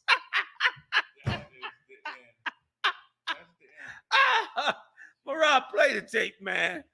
The Cookie Monster hates niggas, man. Like, they broke these babies' hearts. Look at the beautiful barrettes, matching barrettes in their hair. You understand? Go back to what the brother said. Because, of course, they put a nigga on it because they know it was so evil. It was so evil and wrong to do, man. You know what I mean? Go ahead, Q. Go ahead, Marah Salaki. Now, to our viewers, all right, so let's just roll the video. Yeah. Take a look at it here now. Okay, you see the character coming, high-fiving everybody as it goes down the street. Gets those two little girls. It appears to just flat out say no, and you see the little girls and their faces and their hearts. Look how she tried to grab the Cookie Monster. There was an initial statement the park put out that explained what you just saw. Then they updated that statement to saying that what you just saw is not okay. They updated that statement because they know it was wrong, man. Bear with me a second. They knew it was wrong. They knew they couldn't hide it. They know people had cameras, man. The Cookie Monster hates niggas, man. Like, that will destroy those kids will be destroyed. Without therapy, those children will be destroyed for the rest of their life. Like, them children go to anywhere event where it's all white people, they will never, ever, ever be the same. You take them to a circus, you take them to a park, you take them to a movie theater that's filled with white people, and those children will never, ever, ever openly love or openly enjoy their time because they will always believe these people hate them. And I hate to say it, but it gives them the best chance at life. Not that should happen to them. They should be taught it like you teach anything to a child. I'm not saying that the way it happened to them was right. They should still learn the truth about the Cookie Monster, but the way it happened to them was wrong. And it should not have happened to them that way. You know what I'm saying? Go ahead. Sesame Street, a place of inclusion and learning for generations of kids. But Sesame Place, the theme park based on characters from the iconic children's TV show, is issuing an apology this morning after backlash from this video showing two young black girls seemingly snubbed by a performer dressed as Rosita at the Sesame Place theme park near Philadelphia. When he got to my children, he, as you can see in the video, just told them no and kept on moving. And then I had stopped the video because I was upset. But after that, he proceeded to hug another girl of a different race.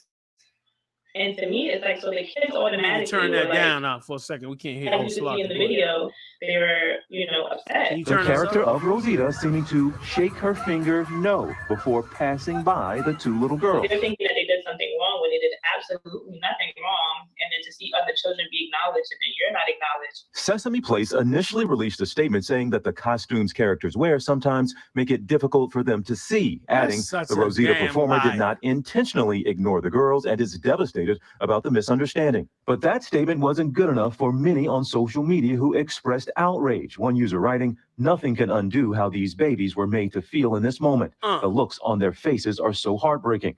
Singer Kelly Rowland helped draw attention to the issue, speaking about the video on her Instagram. And did you see that baby's face at the end, the little one with the pink on?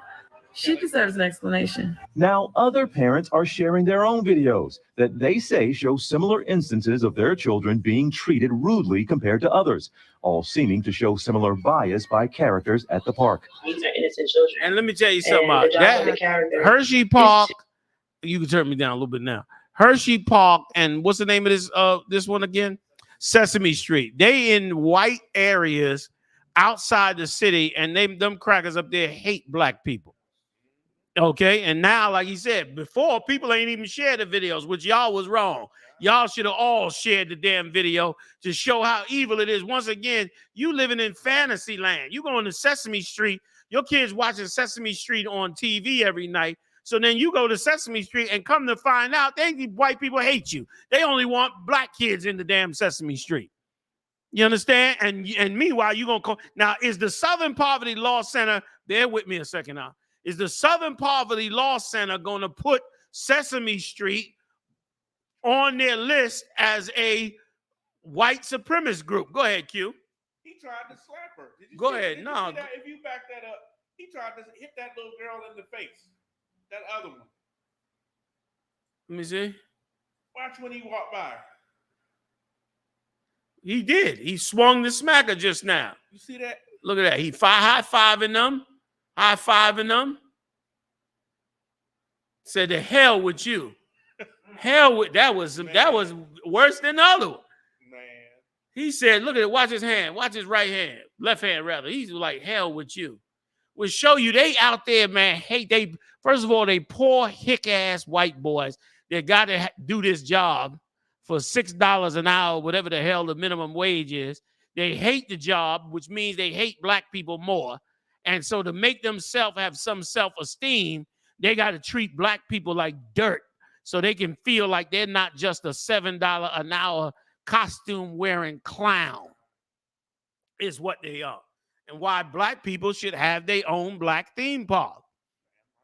It should be and now, with the advent of the internet, it could all be done. Only two things needed for it to be done. Creators and you to not be damn brainwashed into thinking everything white is wonderful. And then they could have that theme park. And you see how they in a panic over it because here's what they don't want to lose. They don't want to lose no nigga dollars. They don't want to lose black people's money. They don't want to lose that. You understand? They don't want to lose that. And because they don't want to lose that, they turn around and act like they love everybody when they don't. Okay? When they don't. So let's keep it rolling. So with that, I think we're going to get up out of here, man. Big shout out to everybody that joined us tonight, man. The show is really taking off, man. You understand? Again, the ISUPK website is down right now. Okay, but we will be back up, Lord allow, tonight. We'll be working on it, trying to get it back in. We had to take this detour so we can get some other things out the way. Join us in Chicago this weekend, the Fire Weekend. Big shout out to Captain Mawa Quad, man. You understand? Hey, big shout out to General Muhammad. General Muhammad will be teaching the class Thursday night. Thursday night class, the scripture breakdown class in Chicago, live on the set. Captain Tazaryak will be there doing Cross the Line radio. Oh, also, too, man, Ashaparium, Captain Katazar, Ashaparium, and one other brother who's Kazak Yard will be teaching a hell of a Latino lecture.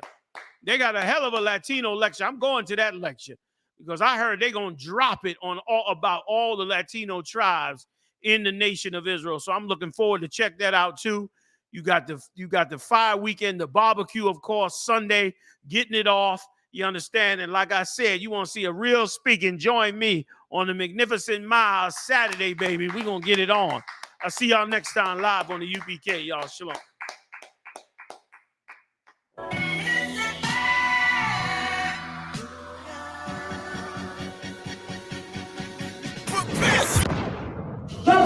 I'm Captain LeBron, Israelite School of Israel, the Commander Gen.YAHANNA. Invite all black supremacists out to the 5th annual Fire Weekend. Shalom, Israel. Come to the Fire Weekend, man, in Chicago. Midwest Fire Weekend. You know how we get down. July 21st to the 24th. We're gonna be in Chicago. Step back from the flames. You got a lot more to lose, man. Under the Midwest Ross in the set, captain for 13,000 more July 21st, we got 12 children behind us with the scripture breakdown class, followed by Captain Sigaria and Captain Kapazov Cross the Line Radio. You know what I'm saying? We got the Banshee Festival coming back. We got the election coming. We're going to kick off the election with Captain I.S.U.P.K, Captain Kadazak, and Kazak Yad. It's going to be called Fort Columbus Camp. On the 24th of July, we're going to be doing the Black and Brown Unity Cookout. Shalom, Israel, to all my blacks, Hispanics, and Native Indians. From July 21st through the 24th, we're going to be holding the Midwest Fire Weekend. On July 21st, we hold a scripture breakdown with none other than 12 Shield General Muhammad from 6 p.m. to 8 p.m., followed by Cross the Line Radio. On July 22nd, we're going to be having camp on the Magnificent Mile from 11 a.m. to 5 p.m. And guess what? Commanding General Yahanna will be speaking at 3 p.m. We're going to be located at 401 North Michigan Avenue, Chicago, Illinois. After that, we're going to have the Before Columbus Came lecture from 6 p.m. to 9:30 p.m. located on 9909 Roosevelt Road, Suite 100. On July 23rd, you can catch us at the I.S.U.P.K Festival from 10 a.m. to 10 p.m.